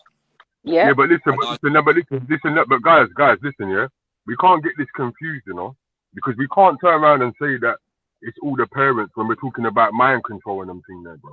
No, that's why I was saying before, there's layers. I think there's a lot of different things happening all at once. A lot of different layers with it. Now, yeah, the parents, because don't forget people, yeah, the parents they've been kind of set up by the government because they're not allowed to like use the rod no more. Yeah, that's right. That's part of it. That's right. Too. Can I say one thing as well? Yeah, like, I was just chatting to one of the elders, yeah, and I was talking to him about what we're talking about as far as the music and stuff, and you know how the music these kids are growing up with in comparison to what we're growing up with. And a man just said to me, like, I said to him, how do you remember hip hop back in the day? There's not the first name that come out of a man's mouth was Heavy D. I said, Rotted. I didn't even remember about Heavy D. Do you remember Heavy D? Remember them type of tunes? I said, what is it? Is it Aaron Hall? He goes, now that we found love, what are we gonna do? He's a legend. But listen to the tune though, P. Listen to what he's talking about. A man said, now that we found love, what are we gonna do? It. Like, come on, bro. Listen to the message in that. In comparison to a Quando, Rondo, or a Drillers or a Killers. Like, you this Quando. It's true though. Go back in the day, listen to hip hop, Fight the Power. Are they talking about killing people, talking about killing each other, stab? No. Run DMC. What are they talking about? They're not talking about kill. Remember, this hip hop thing, when we're talking about the music, the hip hop thing and the whole although it was street music, it was very pure, it was very clean. You know, to a certain extent, not all of it. Don't get me wrong, you still had the likes of Ice-T or whoever, but that wasn't the main theme of hip hop. Yeah. Do you understand? They've crossed the line now, innit? Man. Times have changed. Man. They've crossed the line. The whole vibration's completely different. You can't blame the system for how our kids have turned out, you know. You know what I mean? If kids are out Well, there the system killing each other, we influences. can't I blame think music neither. Because if we strip no, music, are the kids gonna stop killing each other? Probably. You know? no, but I think Nah, I doubt it. Probably. there's a lot of different things that are influencing it. That's what I was saying. But I do think at the core of it that you have to wise up your child. All right, go on. But you see, I was when I was say, a like, teenager, yeah, go on. No, it's all right. Go on. When I was a teenager, yeah, like they used to say, what was it, Grand Theft? I can't remember. Grand Theft Auto was the something. You know, everyone was hooked on that, and everyone was out there shooting the place. And then it turned into Call of Duty. Not stabbing. So yeah. In my days, it was more shooting than that, as you man know in you lot's days as well. But Grand Theft is still around though. You know, but they're not talking about that now. Now they're blaming it on the music, but the music was just as violent back then too. No, but we just didn't have as much social media. BR, let's check what you just said. When you're playing a Grand Theft, has Grand Theft not got the music in it to go with it too? Now it has, yeah. Back then it never had that type of music. All right, you're saying it never had that type of music because what you're hold on, let me just make this clear to you. What you're seeing as that type of music is just hip hop music. When you listen to a lot of this rock and roll music, there's a lot of death worship, you know. When you listen to some of the tunes, a lot of these, you see a lot of the music we're listening to, especially hip hop music now. What you're gonna find is a lot of the melodies are based on lullaby. Yeah, and lullaby is a song of death. So even before the hip hop was, you know, the music of death and, you know, promoting the death for the industry, they had the rock and roll to promote the death. They had Ozzy Osbourne biting the heads off of bats, doing weird stuff. You got Marilyn Manson dressed up like Yal, but you know, got a man face and weird stuff from back. And you know what's funny? Demonic energies were there the whole time. Yeah, rappers are doing the same thing too. Rappers are doing the same thing. Pop people are doing it. You know what's funny about Bollywood people are doing it. It's all the same. Go on, yeah, I can hear you. Go on. You know what's funny about that? What was the first thing that crossed over with rock and roll back in the day? Hip hop. Right. Right. They crossed over. And so, when to be fair, before hip hop, Michael Jackson. You know about this as well. Yeah, go on. Remember back in the day, certain crews like Dipset and that, they used to always say, we're rock and roll, man. We're rock and roll guys. Rock stars, yeah. That's it, rock stars. We're rock stars. So like hip hop, you remember Run DMC and everything there, they crossed over with Ozzy Osbourne back in the day. There was rock stars. All of them, man, because that's the lifestyle they want to live. Funny that, man. Yeah, Guns N' Roses and Run DMC in it. That's what I was thinking of. Yeah, that's the one. Yo, Pete. And that's how you know the demonic energy's been there the whole time. But at some point, it's seen that hip hop is going to take over. So it's got its claws in early and done the crossover. And the crossover is the crossroads, like the demon, the crossroads demon. Like, check that, bro. That's another thing. What about grime? What about grime then? What about grime? Grime is I want to hear more about the crossroad demons. Like, I want to hear more about that. When you're ready. Well, what is the crossroad demon? The crossroad demon is the industry guy, the guy who's at the top of the record label, who then comes in and says, okay, we want you guys to cross over. Stop talking about what you're talking about and talk about murder. Talk about this. Talk about stabbing each other. Talk about kill a N-word, kill a N-word. Do you know like that? Come on, you heard about it in jazz music. It's really sad the way they've made. Like we said, we talked about the old music we used to listen to as we grow up, and it's really sad how they made the crossover to make it like that. Because I remember going parties when I was young, and I didn't mind dancing to some of them tracks there, them happy tracks. Yeah, it was normal. Yeah. When I'm here playing my old school R&B, like you mentioned earlier, like Keith Sweat and Cut Close and all that. Like when I was younger, teenager, man used to play it too. This is what I'm telling my son. Like it weren't just chicks that listen to this music. Back in the day, man was playing the same tunes. Playing the same thing the chicks were playing, yeah. Because it was just a whole different vibe. It was my young G's don't know about no R&B. I'm telling you, they don't know about none of that. They don't know nothing about it. They don't know nothing about none of that. I know a little Chris Breezy or something, but that's as far as it's gonna go. Yeah, they know about auto-tune, man. They don't know about they know about Little Dirt. That's it. They don't know nothing about no R&B. They don't even know about slow jams. They know about Nas X though. Nas X. Shut my panties on.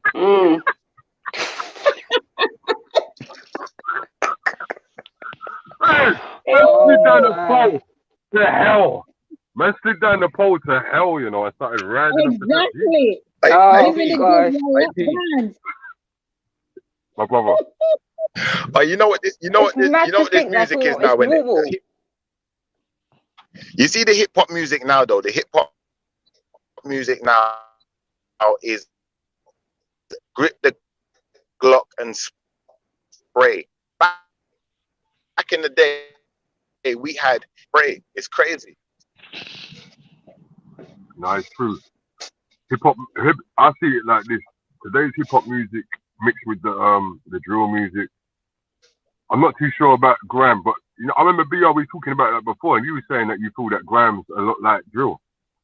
Yeah, but it was the same though. It is. Like it is the same thing, more or less. You see, like who remembers like we call it like Streets Incarcerated, Sticky Business days and them days there. Yeah, man. Risky Roads. Yeah, and Risky Roads and all that stuff, and weren't that grime some people was doing as well as rap. I know what you're talking about. I remember them guys. Yeah, I know what you're saying. Because they were talking about chefing, but there was what's that word they shank? They do shanking, innit? Shanking, innit? Like, yeah. Man shank man up, man bore man up. You know what I mean? Well, it's true. Yeah, true. It was the exact same thing, but it was just nowadays they're saying it with a different twang. Back then, you talk your way through it, just a bit slower in a different way. You know what I mean? Now the drill sound is a different sound, isn't it? And they got all that background. Is that the drill where they have like the background where they say like splash, splash, all these background sounds going on as well? That's ad-libs. That's ad-libs. Yeah, it was. Like if you've ever heard of, I don't know if you know heard of someone called Snap Capone. His ad-libs are crazy. They're through the roof. Yeah. All them things there trouble the subconscious, you know. No, of course. You know, it's just to sell the song, man. And you know what's sad as well? It's sad when you see guys that are like 30 and up still talking about that shit, bro. It's like, what the hell is wrong with you? And I know you've got youth. And I know you've got youth, you know what I mean? So why 100%. The hell are you? And then when you go and get stabbed, what are you going to say? You know what I mean? There you go. Your natty Tuesday, jump on if you want to. No, but I heard what everyone's saying about the drill thing and that, but sometimes I say some people, that's the only way to get out, even if they're not even living that life. That's the only way. No, that's what they think. I mean? They think that's they've been. That's a good point you just made. The youth them have really they've really been brainwashed to think that music's the only way out. It's ridiculous, bro. Yeah, there's other ways out. There's loads of ways out, man. Go and study something, innit? And then make your way like everybody else. There's an internet website called Read. Go on it. Pick up a course. That's it, man. You want to take the harder route where you have to watch your back and you can't even go shopping properly. You can't even get on a bus. Why take that road? You know what I mean? And that's the thing that we got to let them know, that there's plenty of other things out there to do. There is, you know. As soon as you go down that way, that brainwashing stuff and all that thing we were talking about earlier, that's when that comes to you. That's when the spirits come to you. As soon as you go into that world, talking about those things, though. You know what I mean? You can make things with these little youths as well. They're clever as well, you know. They're not stupid as well, you know. If you actually like, you see, I know you know Roadman as well. So like, when you speak to these young dudes, yeah, you know how smart they are as well. So I don't know how they could be brainwashed. Like the way the media talks about people getting brainwashed, young youths, I don't even see it like that sometimes, you know. Neither. I think that's overspoken. You know what it is? When you think of it like that, you got to think of the whole thing. So you got to think of now, what is life like for the youth, right? So youth that lives in estates, the life is a bit different to how it was before. You know what I'm saying? Now they feel that they have to join these little gangs to be able to walk where they want. So they probably get into situations where a man knows they're from that estate, even though not with the man, they're still going to get attacked. You know what I'm trying to say? So that all works with it as well. It's just about guilt by association. Yeah. You know what I'm saying? And having people around you feeling safe. That's where it's got to. Look at, you know, they use them in property bums, you know. Like, you have to understand it. They're shook. They see these big knives and they're thinking, shit, I gotta carry something, make sure I'm good. You know what I mean? And then but when they carry something, they're involved, bro. They're involved. 100%. 100%. You know what's disgusting? Yeah, you know you've not heard of that Big Yo Media guy from Peckham. Good, he does good stuff. He's got to stop he's got to stop ripping my my Instagram pictures though. He's got to stop snatching my pictures when I put them up about certain things. Yeah. I done a video one time, you know, because in the beginning I used to do the prison videos, innit? And I must have stumbled across one of his videos. I remember the prison videos. I remember them. Yeah. And I used to do loads of that, and I kind of come off of it, and I thought, raw. Yeah. I got inspiration from one of his videos. Yeah. So I must have made a video, like was it my first night in or something like that? And then I must have commented on his video saying, you know, bro, don't know, you inspired me to make this, you know, like a video, something. Right. My man don't even give me a shout out. He does the exact same video as mine. His one got like, I don't know, 22,000 within like a few hours, and I'm there struggling, bro. My man don't even give me a shout out, bro. Yeah, I texted him the other day. He took the picture off my Instagram. You know, one with the keys, with the girl sucking the keys and eating the social media feed. He took that. Yeah. He ripped that. He even put my thing up.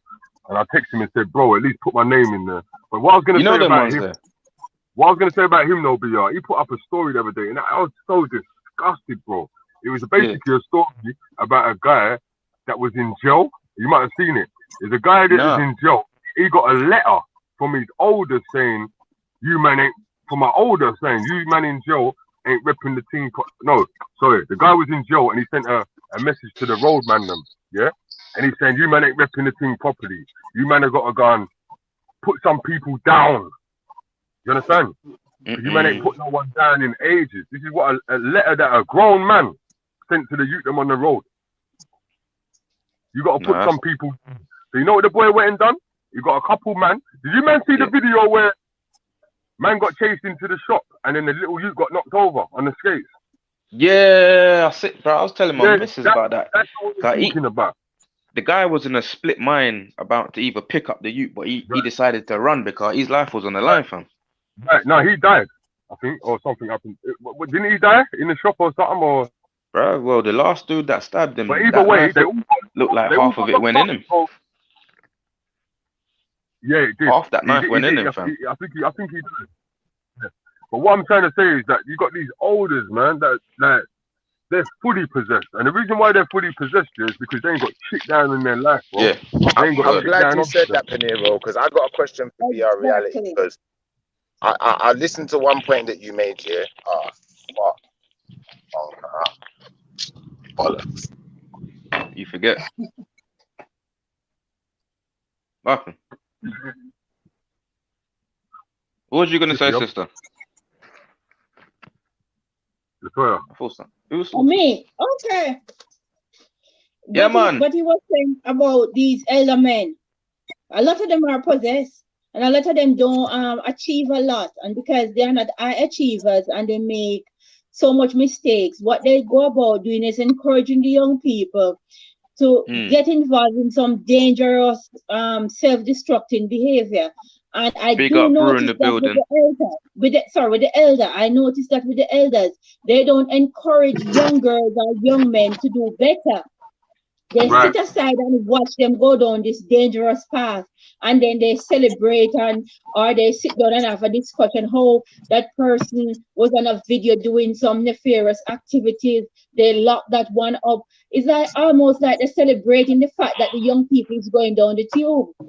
And I do notice that with our elders, they do not encourage our young people to do better, and they do not try to pick up the pieces for some of them and tell them there is always a better way. I do notice that.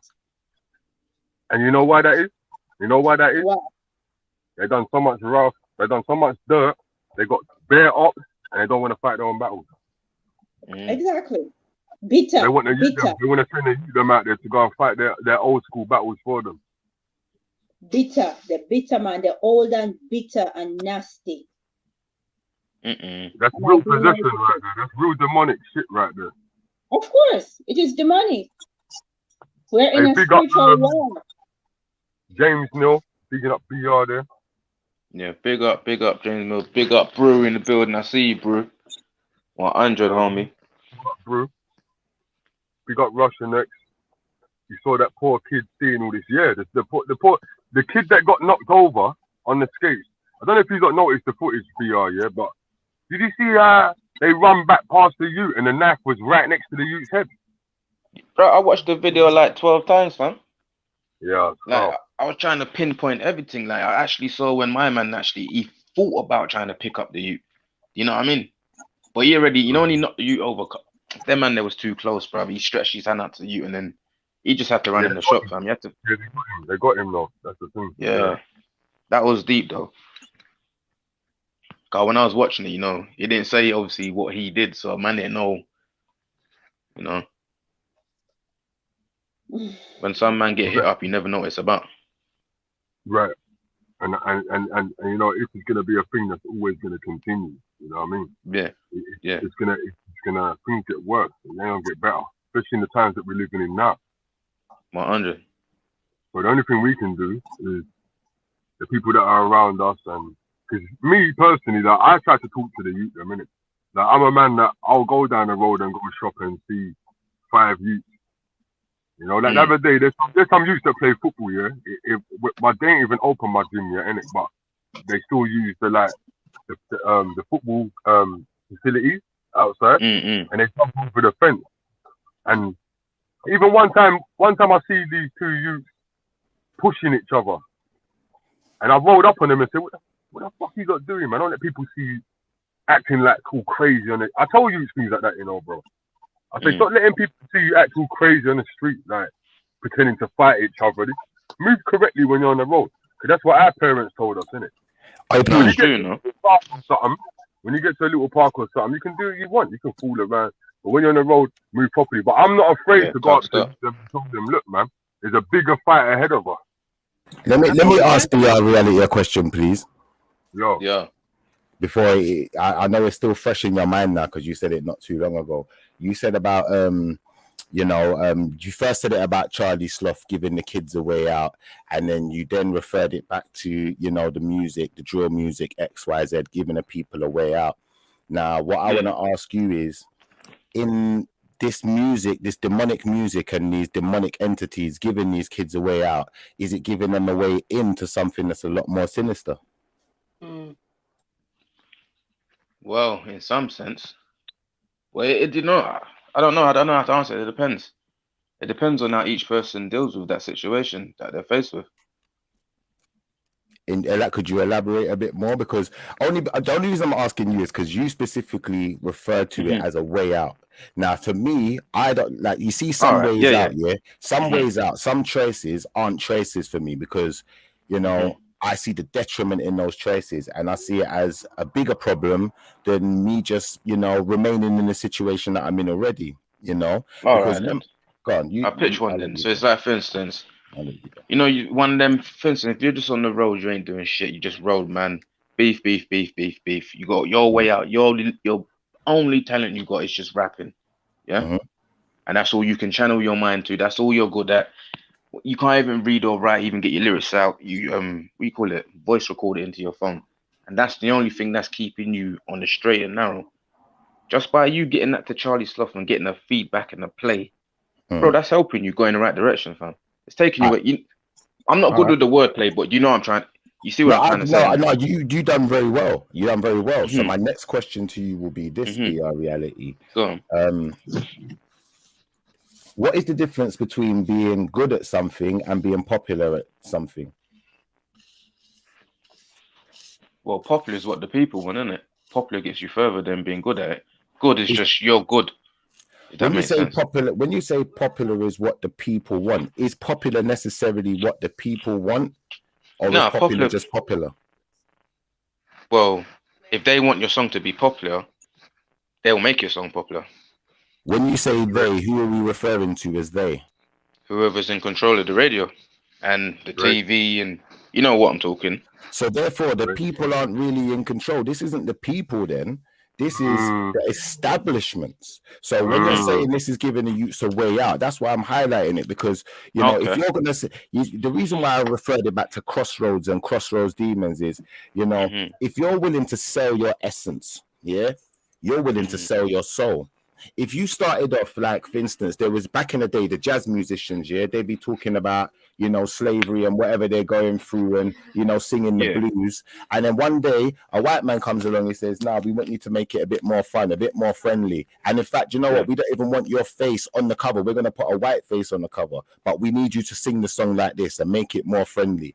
Now you're crossing over. Now your song, now your music, now your whole energy, you know, the whole thing that you built to sustain you and your people during the period of suffering has now been tarnished and turned into something to subjugate you further. Right. So how is that a way out? That's what I want to know. For some people, bro, it's still a way out. Yeah, it's getting them to do something. Some man can't go to work. They can't have a 9 to 5. That ain't working for them. I'm looking for, that's what I was looking for. Work for them. That's what I was looking for. Even so just being in a studio, just having a productive day. Like they know, all right, I gotta wake up today. I gotta be at the studio for 10 o'clock. Now I got Spotify, I got money coming in here, I got money coming in. Now I'm starting to, by the end of the year, they're gonna start paying taxes. No, it may add some structure, but overall, this is it's for financial gain, isn't it? Yeah, it's for financial gain. All right. So even if it's not for financial gain, because then even if it's not for financial gain, it might be a passion. As long as they're doing something and it's taking them away from the roadside. Let me show you something. Let me show you something. I do music for a passion, because I love music. I love rap. I love wordplay. It's not about killing people. It's not about popularity. It's not about that. It's because I love the music. That's your choice of music, though. No, but hear what I'm saying to you. That's cool. That's because I love the music, not because I'm looking for a massive payout, not because I'm seduced by the idea of fame, you know. But when someone is in that element, you have to understand that's when it becomes demonic, bro. Because they're willing to sell their essence. Well, you're in it. So what are you? Let me finish. You're in it for the culture. Now let me finish. Yeah. Go on. When you are willing to sell your essence, the essence from which you came, when you're willing to alleviate yourself of your natural self and become the trivialized product that they've wanted to push and make you into, it's the same as selling your soul. I don't it's exactly the same thing. No. So what's your genre of music, of hip hop? Is it just rap then, or pop rap, or what? What is your rap? When you say my rap, I just talk about real stuff, real life. I talk about real. So what is it? What is it then? What in your rap category? Where would you put it then? Would it be drill? Would it be soft rap, hard rap? Is it hip hop? I would just say that it's clean dance music. I would just call it clean music. If you want to call it rap music, it's clean rap music. It's the clean version. It's the one. Yeah, so then you're not in that category then. So you don't have to worry about that. That's their type of music, bro. That's their type of music. If that's how they feel comfortable in expressing themselves, if it leads to money, then it leads to money. If you don't want to make money from it, then that's you doing it for your passion, isn't it? That's something you enjoy doing. It's might as well you call it a hobby. Can I tell you why it's demonic though? You see, when you put messages out there, talking about killing people and stabbing people and popularizing it and making it to be like some kind of joke, when someone else feeds off of your energy and then does go and kill someone, you're directly influencing that situation, which makes you the demon. No, but then don't watch no more movies, don't read no more newspaper where there's killings in it, don't go on Facebook no more where you can see videos of killing, don't even go on YouTube no more then, because that's all the same thing then. No, it's not, because when you watch the same a movie, thing, bro. No, I'm going to show you why it's not. You see, when you watch a movie, when someone gets killed in a movie, it's not played. It's not propositioned to you as a good thing. It's not propositioned to you as being glamorous. It's an atrocity. It's something to shock you. It's shocking, isn't it? When you see someone get killed in a film and you see someone crying in a film and you see all the emotions and all the tears, it's not propositioning it to you that murder's a good thing. that is something that we're promoting that you should be doing. And if someone gets on your nerves, you should kill them. It's not proposition. Don't get me wrong. There are certain movies where. What kind of film you watching then? What kind of killing film you watching with kill? I'm talking about a film with killing in. That's if it's an action film, you know there's gonna be killing in it. Yeah. Yeah. If it's a horror, you know what you're lining yourself up to watch. So if you're listening to drill, you know what you're lining yourself up to listen to. But if it's an action film, what that means is that, for instance, like there may watching be action, right? No, but hear what I'm saying. There may be a particular government agency or some type of sinister energy, that is directly out to kill the person, whether it be the Bourne Identity, whether it be whatever film, what's the John Wick, whoever, they're trying to kill them. Man, remember, John Wick starts off as an assassin as well. So in a way, you're right when you're saying, they're promoting killing, like, it's a good thing. John Wick goes around and kills people. But what we have to understand is that, the whole idea of the film is to show you that, this is not a reality. This is just film. It's just fake. It's not real. When you're listening to music now, what you have to understand why it becomes demonic now with the drill scene is these kids will go and kill someone, then make a song about it. So now it's got a very real element to it. And then they're laughing and joking about it. That's demonic, bro. Bro, what are you supposed to do after you kill someone? What, go and cry about it? Bro, yes. I don't know. I don't know, bro. But laughing and joking. No, for real. Like honestly, like, when you're saying it like that, it's like you have to be real about it. Like, be honestly, like, what are you supposed to do? Cry? What are you supposed to celebrate? Talk to me. No, I'm asking you because you're saying that they're rapping about it and laughing about it. Like, what are they supposed to do? Skip the rap part because they shouldn't even be doing that. But what are they supposed to do? What? Cry about it? I wouldn't say you're supposed to be crying about it, but you're not supposed to be promoting it. Yeah, I just said that. Skip the promoting part, like the rapping. You're not supposed to be rapping about it. But a killer's not gonna go and kill and then be like remorseful for their shit afterwards on a track, bro. It's not gonna happen. It's not gonna happen, bro. It's not gonna happen. If they was remorseful, they wouldn't make no music about it, bro. That's what I'm trying to say. So they're putting their heart into their music, innit? Like they're wearing it on their sleeve. Fair enough, they shouldn't be talking about it. And I know you're saying it's demonic and all that because they're what's it called? What do demons do? What do demons do? What do demons do? Do you believe in demons? Of course I do. Why would I? Then you tell me what they do, then, fam. You tell me what they do. Demons like to torment people. They like to brag about their conquests in tormenting people, and they like to destroy lives. They like murder, death, and killing. That's what they like. And sex. So and these are and they like to brag about it. So for you to then say to me that it's not demonic, but I know it's the exact actions of a demon, obviously it would show me that you obviously don't know much about demonic energy and demonic entity. Exactly. No, it's not about that. But Shipper, at the end of the day, when it comes to this kind of thing here, I couldn't give two fucks. Music is music, If it's not for your ears, don't listen to it. No, music is about sends messages. Yeah, of course it does. Music always sends messages. Yeah, the same as when you lot was talking. Same as when you guys. Sorry to cut you, but when you was talking about R&B, what does that put you? What kind of mood does slow jams put you into? Into that kind of mood, isn't it? I love it. So why isn't that not banned then? Why isn't R&B and slow jams not banned then? Because it's promoting love. So what? You can't get listen to drill music to get hyped up, no? Well, you're promoting hate. It's the opposite. And vibrations. It's frequency. Listen, everyone has their own mind. It has a completely different sentiment. It's about the sentiment, bro. Listen, if music is making people go out there and go and kill themselves, there must be some fool person then, isn't it? I don't know how someone's going to be sitting here telling me that they're listening to drill music and then that's going to make them go out there going to stab up 16 people. They must be messed up in the head. That can happen, bro. That's what I'm saying. Yeah, of course it can happen. Of course it can happen, and that's what they what's it called? Go to the police station and blame it on music. Can you hear me, BR? Yeah. Of course I can. Yeah. What it's about sentiment.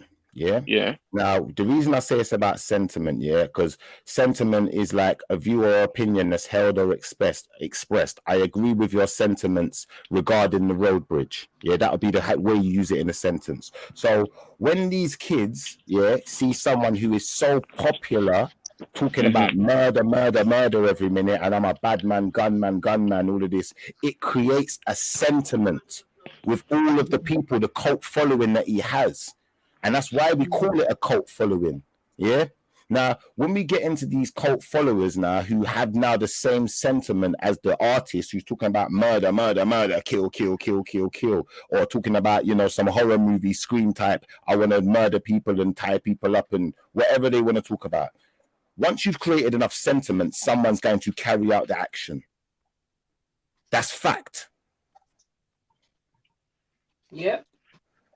Yeah, so well, just that. Then if you're going to take drill music out, yeah, I don't even listen to drill music like that, yeah? Or even, I can't even say I even listen to drill music. But if you're going to take drill music out, take all violent movies out, yeah, take everything violent out, violent game, take the whole lot out then, innit? This is why I like VR reality, you know. I like you still. I like you. No, because you can't. We had this conversation last time. I think we was talking about drugs last time. If you're going to ban one thing, ban all of it. And I think we was talking about it in justice or law or something like that. If you ban one thing, ban everything, fam. Real talk. I agree with you on that. I'm sure we all agree. Latoya agrees. I'm sure Peniros agrees. Samaya agrees. So, you know, I think there's definitely a point where the government, the people in control, in the positions of power who control the media, control the Netflix, control the YouTube, control the radio, the onus lies with you. And we as parents, you know, these people are letting these kids go around talking about the kids that they killed. If it's our kid, even more so, we should be fighting them. And we should be saying, listen, you need to take that stuff down. Any money these kids will be making should be going to the families, because they're making money off of the back of someone else's death. That's not right, bro. That's not right. True. And them judges that kill people as well. Yep. What about them? Who did it? Whoa, they make money. They make money off of killing what's it called, death row inmates, isn't it? Well, look at the man who died the other day on death row now, well, not the other day, it's a few years back, I think it was, but the man was on death row for 20 years. And then after they killed him, a couple of years after they've killed him now, after he waited 20 years to die, they discover some forensic evidence in his case, which exonerates him. So that's murder. Bro, I know about it. So what would happen to the judge in that case then? Well, it couldn't really happen to the judge. It's not down to the judge, because the judge... Well, the prosecutors, the solicitors, attorneys, what should happen to them for that? Well, the thing is now, you see, as far as the prosecutor, I think the prosecutor is definitely liable in these situations, because if you think about it like this, the prosecutor is only there to seek a prosecution. That's his only job. It's not in his best interest or in the interest of the people who he works for him to give people information that can get them out of their situation. He's there to prosecute. It's down to the person who's defending the person. Yeah. So you see all these public defenders, all these duty solicitors, they should be held responsible, because how could they miss something so big like DNA? How could they have not asked for his DNA? How can evidence have been missed like that? Bro, that shit goes on a lot anyway in death row, man. There was a guy that was on death row for he done 40 years. No, was he in death row or was he in pen? But either way, he done 40 years in jail, bro. And then they finally let him out. So that's just a whole different situation in itself, bro. That's a whole there's too much innocent people in jail, man. Yeah, it's crazy. And also look at Sean Ellis. Sean Ellis was in jail for however many years. Yeah. They're saying he committed a murder that he didn't commit. They got all the evidence to show that he didn't commit the murder. But even after they let this black man out of jail, they're saying they don't want to exonerate him, because it makes the innocent. It makes the police and the system look bad if they exonerate him. So what the police have done, they come out with a statement saying, well, you know, my man's been let out of jail, but right now the case is too old and the evidence is too old. We don't feel like we get another prosecution, so we're not going to take him back to court and try to send him back to jail. But we're not saying that he's innocent. These times the man's innocent, you know. So you're right, like, you know, the prosecutors, the police, all of these establishments, that they do need to be held responsible 100% for their actions when they're withholding information, not producing evidence, withholding evidence, you know, taking forever to produce stuff, you know, falsifying information.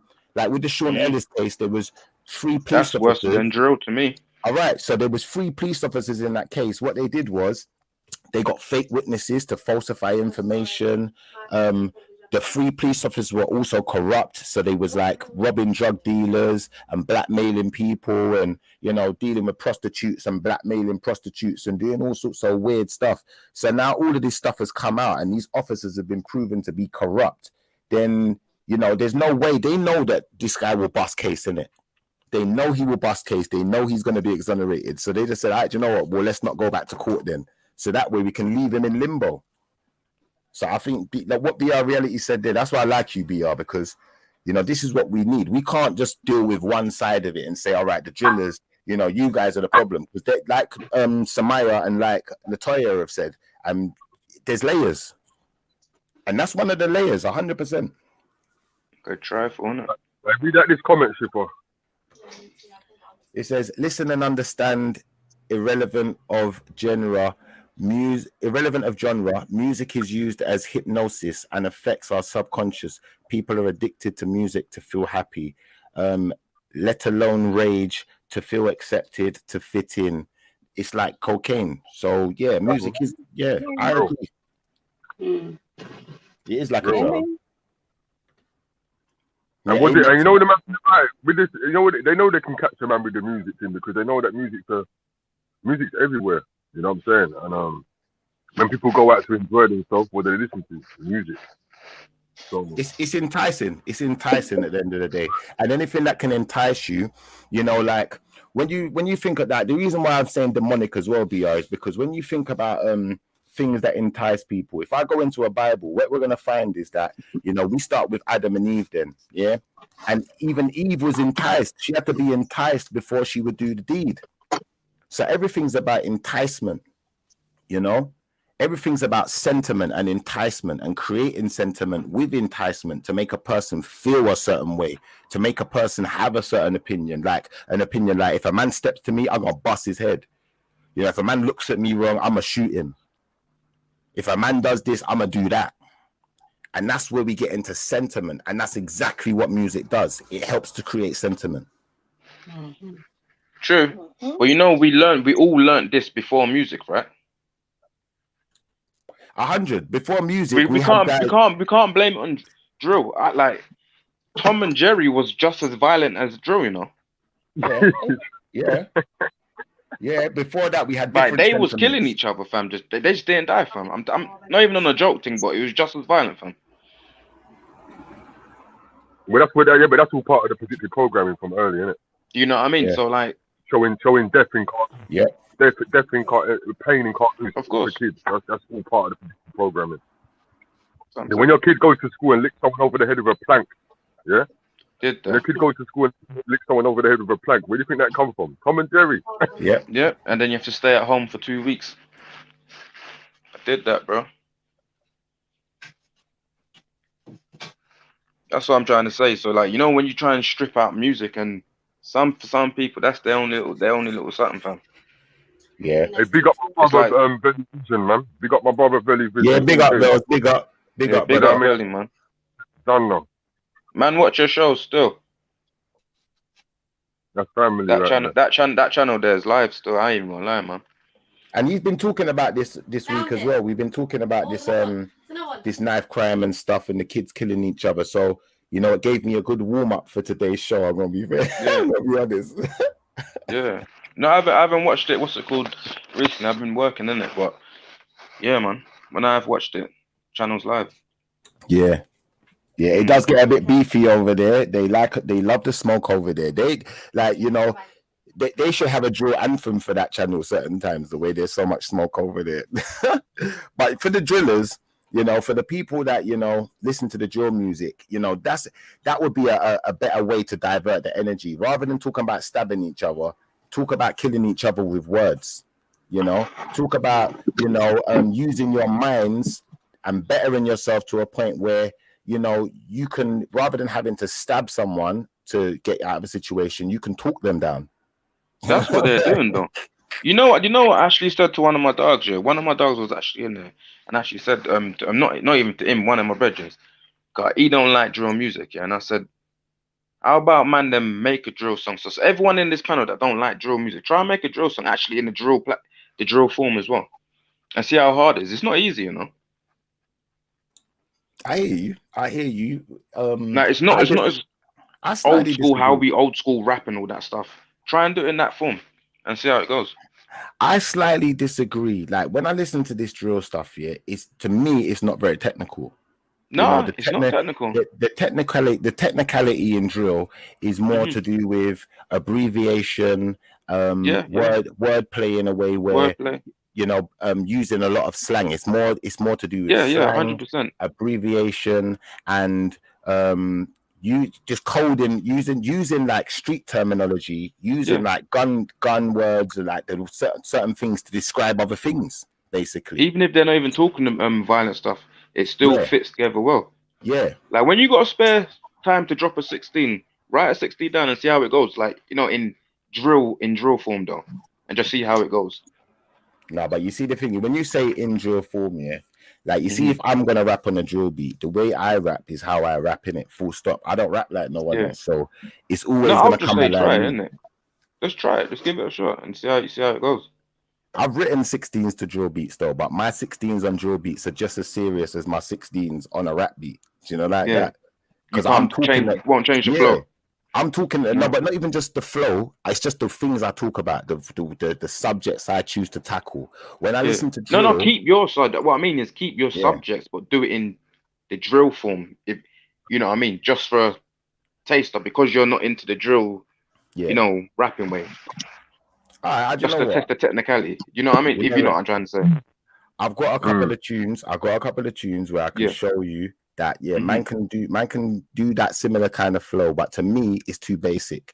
And when I listen to these drillers, I'm gonna be honest with you, bro. It's like kill it. How can I explain it? Because you're lyrical. I've heard your lyrics. You're lyrical. You should do it and kill it and put a message out that drill's bad. You see these kids though, the minds of the youth nowadays, is so obscured. It's like, how can I explain it? It's like where they're not evolving, they're devolving. They are literally devolving. When you listen, I'm telling you, when you listen to the way these drill guys flow, the flow is so basic. It's more basic than the first rappers. So they are literally regressing. And then when you listen to the subject matter, 9 times out of 10, if I hear a drill tune, the subject matter is ops, someone who they want to kill, or I'm a bad man, or I'm a gangster. It's the same subject over and over and over. The beat's even the same. I don't even listen to drill, bro. That's why I don't listen to it.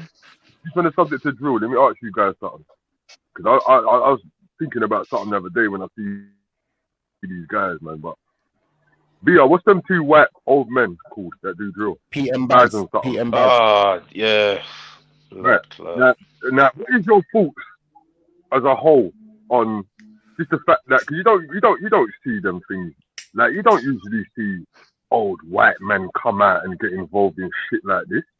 Like I didn't see no old white man get involved in no grime music. So what's your thoughts on that? Because they're getting serious views as well. Now I'm not hating. I'm not saying that, but I'm saying that that's all.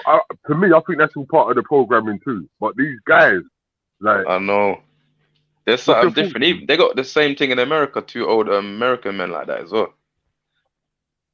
Yeah, they probably added Australia as well. Added Australia too. Oh, it does. Do you think that do you think that they're there to be part of the culture or to? I think they're just having fun, you know. Nah, I don't. Just having. I think they're just taking a piss of it. I think they're Masons.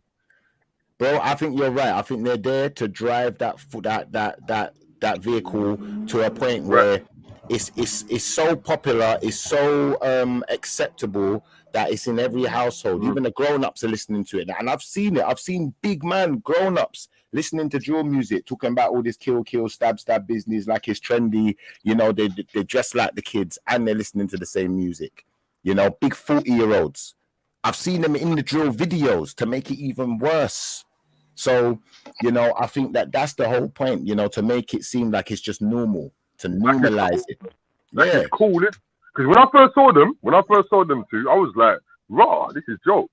You know what I'm saying? Like, when I first saw it, but then I started looking into it, and I started thinking, it's a bit weird. Like, why are two big grown men, like, not even 40s or 50s, they look like they're 60 or something, 70s, getting involved in a youth man thing? Like, you have to look a bit deeper into them thing there, you get me? It could be Masons, though. When they're sending their messages, but sorry to cut you, but when they're sending their messages and they've got their agendas, they're coming at all angles. So they're going to come at it like, it's just entertainment. It's just comedy, you know? Because I've seen them two white men you're talking about. I've only seen the one video though, but to me, I just thought, they're just having fun. I didn't know they had more going on and whatever. But yeah, if they have got a bigger agenda, they're definitely going to come from all angles. So yeah, let's put a couple of old white men out there, you know, make it just a bit of fun. They are worse. What's the last tune that they made? Do you not know about the last tune that they made? Bro, I don't know about the last one, but I know some of the tunes are worse. The last tune that they made, yeah, they dissed all the grime rappers, or all the drill rappers. So they're encouraging it, bro. Of course they are. They're even worse than it, bro. When I hear some of the things that Pete and Baz are talking about, like, they are some of the worst of the drillers. These men are like big man, like talking like some real horrible stuff. Big some man, real grime. Encouraging black youths to cuss each other, bro. Think about it, bro. That ain't normal. It looks cool because we see it. Oh, look, it looks like a man's granddad's rapping. That's how they're gonna look at it. Oh, look, couple granddads rapping. But you got to see the picture. No, it's true. You know, it's true. I didn't even deep it like that. You know. I just saw it and then just watched it for a piece and then just kind of skipped off of it. You know, I don't even listen to English music, you know, apart from a few. Nor do I, brother. Nor do I. And that's just, I know you should support your own, but apart from a few, it's hard, boy. Before we jump off here, I just want to ask BR one more question. Obviously, at first you didn't agree. I'm on prime time right now. I know. No, but you know what it is? You're the only one who really didn't see the demonic energy kind of side of it, and you didn't really agree with it. But I want to ask. I see what's there. Yeah, I see what's there, but I just don't agree with everything. Yeah. Now I just wanted to see where your head was at now, but that, I'm just a non-agreer. Yeah. No, but I kind of what's the word? I kind of agree with your stance. Because we can't just be warped into a sense of, you know, thinking the way other people tell us to think. And that's the whole problem with the youth as well. That, you know, like you said, they listen to the music, they're watching things, and they're so influenceable that they just take it for granted. And I think that that's imperative that, you know, you show that as a young man, you know, you don't just listen and take things in and take it for granted. You actually are going to do your own research. You're going to think deeper into it on your own time. And then if you ever decide that, you know, you see the demonic side, you know, I'd like to be the first to know. Nah, I just think, you know, the music's there, man. It's just there. It's just like the news, isn't it? It's just news. It's just hood news. Call it that. Yeah. It's hood news. You know, the news sells, isn't it? And the news is demonic too. I'm not gonna say. There you go. There you go. So I'm trying to say to you, I know what you're saying, bro. Yeah. But you just don't call it demonic, innit? I get you. I'm not calling it. I ain't got time for that, bro. Everything sells. There's good and bad in everything. You know, you can't have good without bad. You can't have bad without good. You need both to shake it up. Yeah. And that's how this world is. And that's how life is always going to be. Yeah. You know, even if you're a fully religious person, you know that. Well, I just want to read out ex-Russian 1X's comment. Yeah, he said, the demon's end goal is to make people sin as much as possible, promote sin, and take down people into hell in the end. Now, you know, that kind of relates directly to what we were saying as far as demonic. And even though you say it's not demonic, you call it bad, it's still the same thing. You calling it bad still puts it in that same category. So it's like, you know, we're saying the same thing, but we just say it in different ways. So I just wanted to highlight that for the people so they know that we're all on the same page, really. And whoever said hell's bad and heaven's good, though? That's the wickedest thing. Oh, that's ABR. You know, you're dangerous. You know, you're dangerous. So remember that one as well. Hey, I hear you still. I hear you, but then they could be balanced. You know, They could be balanced for that at the same time. Well, that you is need the either. balance. You might need both. No, you don't. Why is that? One is bad and one is good, because I've seen both of them, so I can talk. What about self-defense? Who's there for you in self-defense? What are you talking about? So I'm talking about hell and heaven. Yeah, and one represents God and one represents hell, right? I mean the devil. Yes. And if you have to self-defend yourself and kill someone, who's giving you the power to do that? That's different. Self-defense is different, because Moses had killed somebody in his day, and the devil went to the Most High to demand the fact that Moses killed somebody. But when he investigated, Moses killed because he was defending his own. And that is why he's a judge. Is it good or bad then? It is not as straightforward as you think. If you I don't think. I'm asking the question. My battery's gonna die soon though, but I'm asking the question: is it good or bad? Mine too. Mine's going on the Yeah. I think we're gonna wrap up soon anyway. But in answer to your question, BR, I would say that heaven is, is God's domain. So that would be the good domain. That's where good things are gonna happen. That's promoting goodness for people and love and togetherness and love your neighbor like you love yourself, all of them things there. So of course, where the devil's at is going to be different, where it's going to be, don't love your neighbor, get rid of him, kill him, do something bad, do something wicked. So that can't be good. That's right. Yeah. Like in hell, we'd expect to see, people like pedophiles, rapists, murderers. That's what we'd expect of hell. In heaven, we'd expect to see, good people. So, that's how we could make the notion between the two and say one is bad, one's good. Yeah. I agree. Georgia Lynch V-Bucks has said it's what's in your heart, and I was thinking exactly that. Like, it's where that killing is coming from. Yeah, so if you were to killing on its own, you can't say is it good or is it bad, is it God or devil, because you need to there's more to that. What's gone on? If you go out there and kill somebody who was fiddling with your child, so where we going back to? Where we going back to? Are we going back to sentiment again?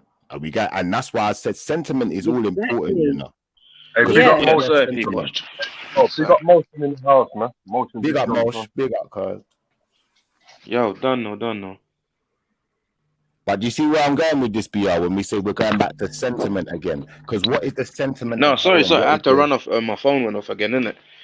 So what I was saying is, when we're dealing with heaven and hell, what is the sentiment behind them? The sentiment behind heaven is something that we would all perceive as good, because of what the things are, that are the sentiment of heaven, like promotion of life, love your neighbor, everything that we perceive as good in life. And then the sentiment of hell is the exact opposite. It's murder, rape, pedophilia, anything that we would perceive as bad, So I think when you say, how do we know that hell is bad? Well, that's kind of how we know. Because of the sentiment behind it. Does that make sense? Is Latoya still there? Yeah, I'm still. You were saying that you know the difference between heaven and hell. Can you talk about that, or do you want to leave that alone? I'm just interested. Lord. I do know the difference. I do have some connections, but I'm not going to put it too much on social media to put me and my team at risk. Because you see, when these people know that you're too spiritually connected, they tend to come after you. And right now they know that I'm a right little birdie, and they know I got some information. So basically they want to see how far I go. They want to see how far I go. And what I know, because trust me, there's a lot happening around me. Believe me, when I talk about demons, child, I can tell you a whole lot about those. I can tell you a whole lot. Things are really warming up right now. We are at the end. Things are warming up, right? Because I get them like practically every other day. I get another attack. Sometimes they happen in broad daylight. They don't even hide anymore. There was a time when everything was hidden and you have to question it, but no, you don't question it. They get very brazen. So I don't too want to put too much on the net. If me and you meet up, then I can give you the full 100 of what is going on, because what happened is that these people are busy searching for people who have strong connection, and they are busy gazing to see how far I go. You see what I'm saying? To see how far I know. And it will cause you become a target. Yeah, you do, because I'm already a target. Because I've already been threatened. I've been told that they're going to kill me. They tell me to my face they're going to kill me. Straight up. I've already been threatened. They told me that they're going to kill me. I'm a little birdie, and they're going to kill me. Do you know what? I think we're gonna probably wrap up in the next 15 or so, because it's almost 10 o'clock here. But what I was gonna say here, we should do a show about this. We should talk about demons and heaven and hell, and share what information we do know. Why not? Because this is a subject I think a lot of people, they may even think they know something about, but I think there's a lot that would shock people in those categories. All right, let me leave you with this. One of my first episode that I had. Do you know the demon in Harry Potter known as the Dementor demon? I had an encounter with that one. Yes. I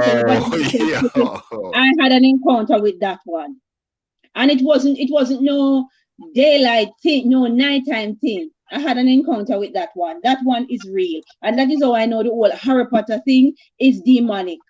Yeah. Simply because of what happened with that one. I believe you, man. I believe you. Yes. I had an encounter with that one. Yeah.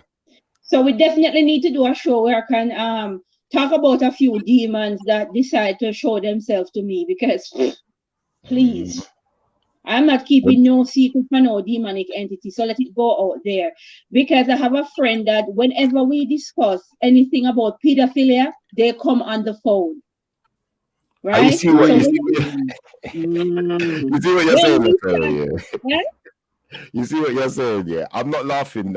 I'm laughing because something just popped into my mind. You got them films like The Exorcist, and you got all these films where you got demons and you got the priest or whoever's trying to get the demons out of people. Right. One thing that always happens in these films, they always ask the demon for its name.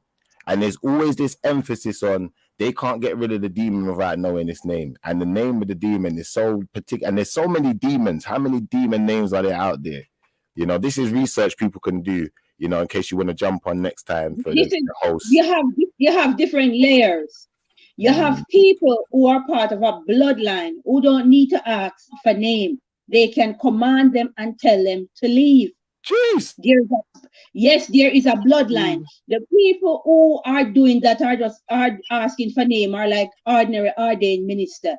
You need to know that there are people that walk amongst you that have strong connection in the spiritual realm. And that is no joke.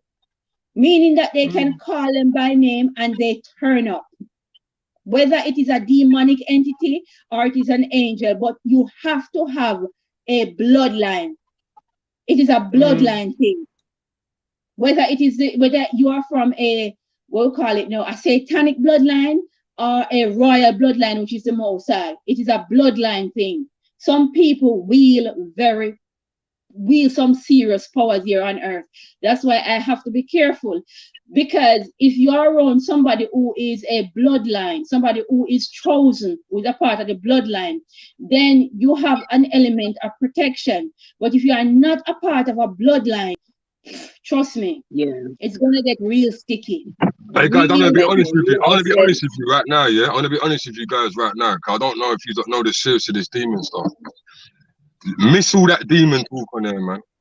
Because right now, they're running wild crazy. And I don't think we should be really talking like this right now still. Because is that why the camera's glitching? I just came out my yard. Don't be scared. But nah, if you don't want to do that on your channels, do that. But I don't really want demons mess with me all the time. I'm not encouraging no more to come around me. You understand? So Let's miss all But that. I already have them. I already have them in droves. Exactly. I already have them in droves. Yeah. There's I don't really want to sit down talking about demons. We all know they exist. And we know what their job is. So let's not be talking about them in that sort of level to make them want to come and mess with us some more, please, yeah? Let's leave that, man. No comment. That's how you know I know they're real, man. Seriously, don't play with them, man. You know what I mean? You don't play, but I can't run. I'm sorry, I cannot run because I have them at my heels. I have them at my heels. Out to James Neal. James Neal said he thinks we should be quiet on the subject. Yeah, listen. I said that I think we should be quiet on the subject, bro. Yeah, you said the same thing. He copied you. I don't. The question I asked was about the heaven and the hell thing, but obviously that explanation comes with talking about certain things that you don't see it. Absolutely. You know that they walk on earth, though. You know that they walk in human form. Of course. Are that a bit too much for you guys? No, I'm 100% with you, Latoya. That's why I'm interested to hear what you have to say. Right, you have to find the thing is, though, listen. But I said I don't want I don't want no one talking about this right now. Yeah. Let's leave it alone. Yeah, and everyone wants to do that on their channel. That's cool. But I'm not going to be sitting there talking about demons on my channel now. Come on. Stop this. Well, it is something that you have to deal with sooner or later. Demon could be sitting in the car right next to me right now, man. Loud. What about the angels, though? I'll be honest, listen. My angels are real close, you know. My angels are so close. I want to talk about angels, talk about demons, bro. Like, come on, man. Yeah, my angels are real close, man. That's why I ain't worried about demons like that. But I think it's a subject that a lot of people, you know, it would shock you. Yeah, we got to plan a date. We got to plan a date. Plan a date and let me know, and I will definitely bring in some of the team to come and chime in. Just tell me the time and the date. Or maybe you should just have one-on-ones with that, man. Everyone wants to learn about them things. They have a one-on-one with Latoya, man. She'll tell you all about it. Yeah, that could be a shout. That could be a shout still. Let's keep it with the angels. Yo, wake up tomorrow, my channel's gone. You know what I mean? Yeah, for real. It's a dangerous subject. It is dangerous. The angels.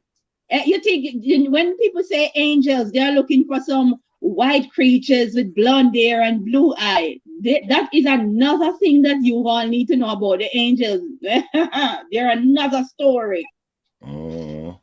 Those warrior angels are nothing to play with. No, I hear that still. Well, if we get biblical with it. You want to finish up, Shiv? Yeah. Finish up because our battery is dead. All right. Well, when are we doing the next show, Shiv? I'll be honest with you. I think we're gonna do one probably next weekend. Maybe in the week, but we're trying to. No. We're not waiting till next weekend to do a show, bro. Hell no, bro. Do you know what I'm thinking though? I'm thinking in the week here, I'd like to do something in the daytime so it doesn't take up my evenings as well. Do you know like that? Yeah. Because obviously everyone when they get in their house, I'd imagine a lot of the time you've got other things doing, food's cooking. If you've got kids, you've got kids, but if we can do something in the daytime when people get a day off of work or something, or if you've got some time on your lunch break, it don't have to be a long show. We only this is 3 hours, we could do an hour, 2 hours. It don't have to be long, so I'm thinking maybe in the daytime, lunchtime kind of hours, we could start doing a little something. I could see that happening. Well, I just want to know about when we're going to talk about angels and demons and do everything. But the thing is, you see when you say that, Peniro don't want to talk about it. Yo, hold on a minute, man. If any of you guys got any subjects as well that you want to talk about that we might not have talked about, don't be like, you can always DM me or email me or whatever and let me know, and we can cover it. You see, Latoya specifically wants to tackle that subject, so I think maybe even Belly Vision. Tackle what subject? The one that she wants to do. But I'm saying, listen. No, but I said no though. Have you overridden what I'm saying? No, not here. Listen to what I'm saying. Okay. I'm saying there's other platforms we can go on. Like for instance, I go on Belly Vision was here earlier. I go on Belly Vision all the time. They don't mind talking about nothing over there. They don't care. Yeah. Whatever they Shiffer. Whatever they do, they do. Yeah?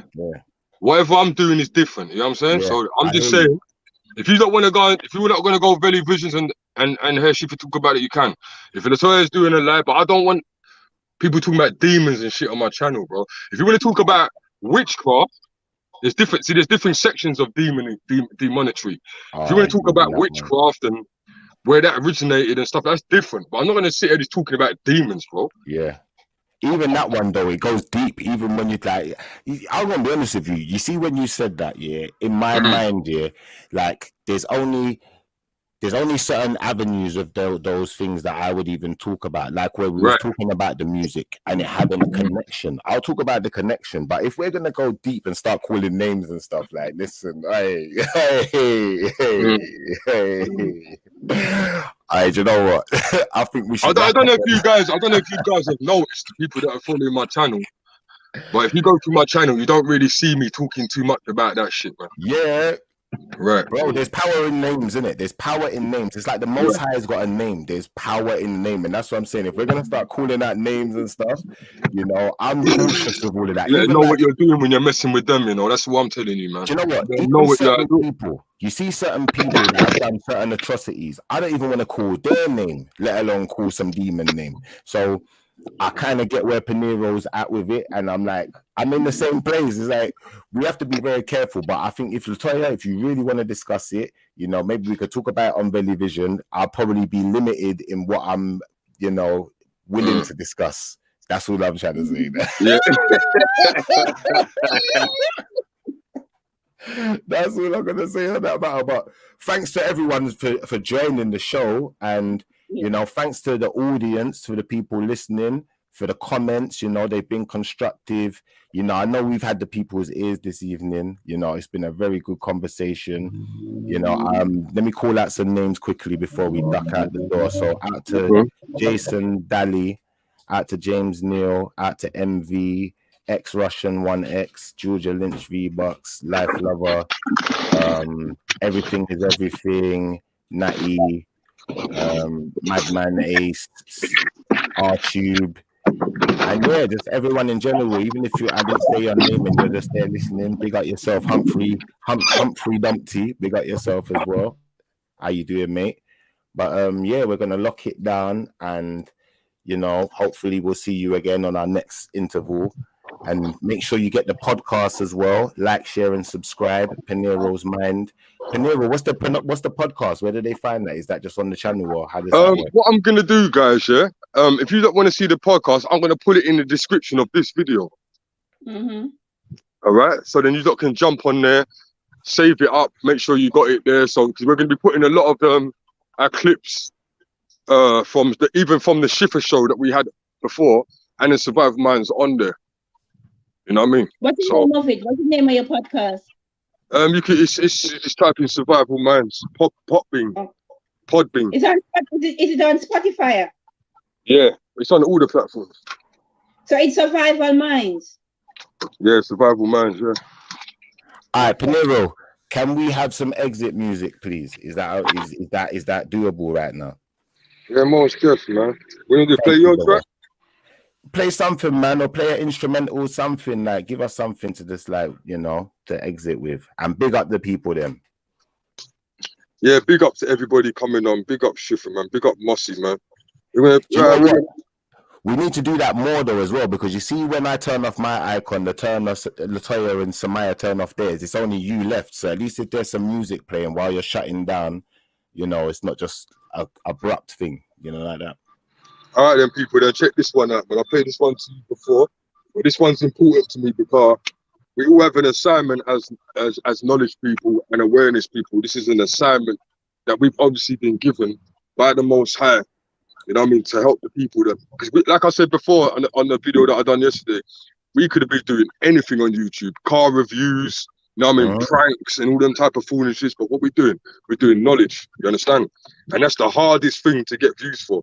So check this one out. Jesus, angels, queen of wands in the suits, tarots and carols. Pull another out in Beirut. Damn, hang man with daggers in his hand. She told me switch my plans. Dreams are louder like the Israelite man. The twisted ventures of the mystic under light fan. The seven spirits of the virgin emerging in my right hand. Fly claws up her eye. She spoke her ghost quotes. My head low replied, why? She said, eat bread, you overcome. I jumped out of the spiritual dumps, holding the ultra gun. I triumph, my life slump. The 7 cups around the lion. So y'all niggas better beware this year. Prepare for the uprising. This is my assignment.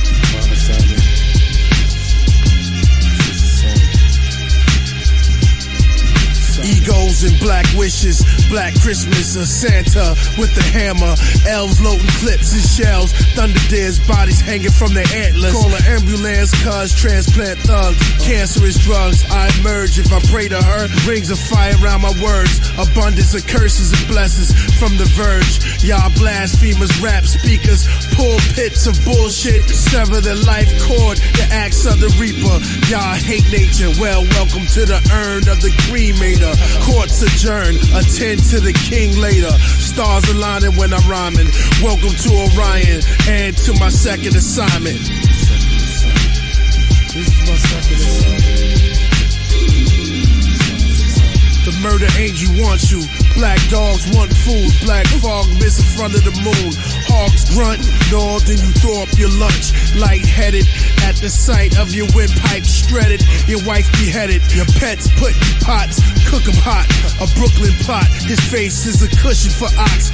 Been stabbed in the back more times like an artist designing my tats. White witches kisses, virgin lips. I'm working with blood vacuum through the room. I write this doom, priceless tomb above his head. I once said I'll be the best. Put time to test, enemies to rest. Gouge out your heart, eat it out my hand. You know fam, stone lands, chrome wingspan. It's the tyrant. If y'all truly knew, y'all would stay silent. I turned violent, my last assignment.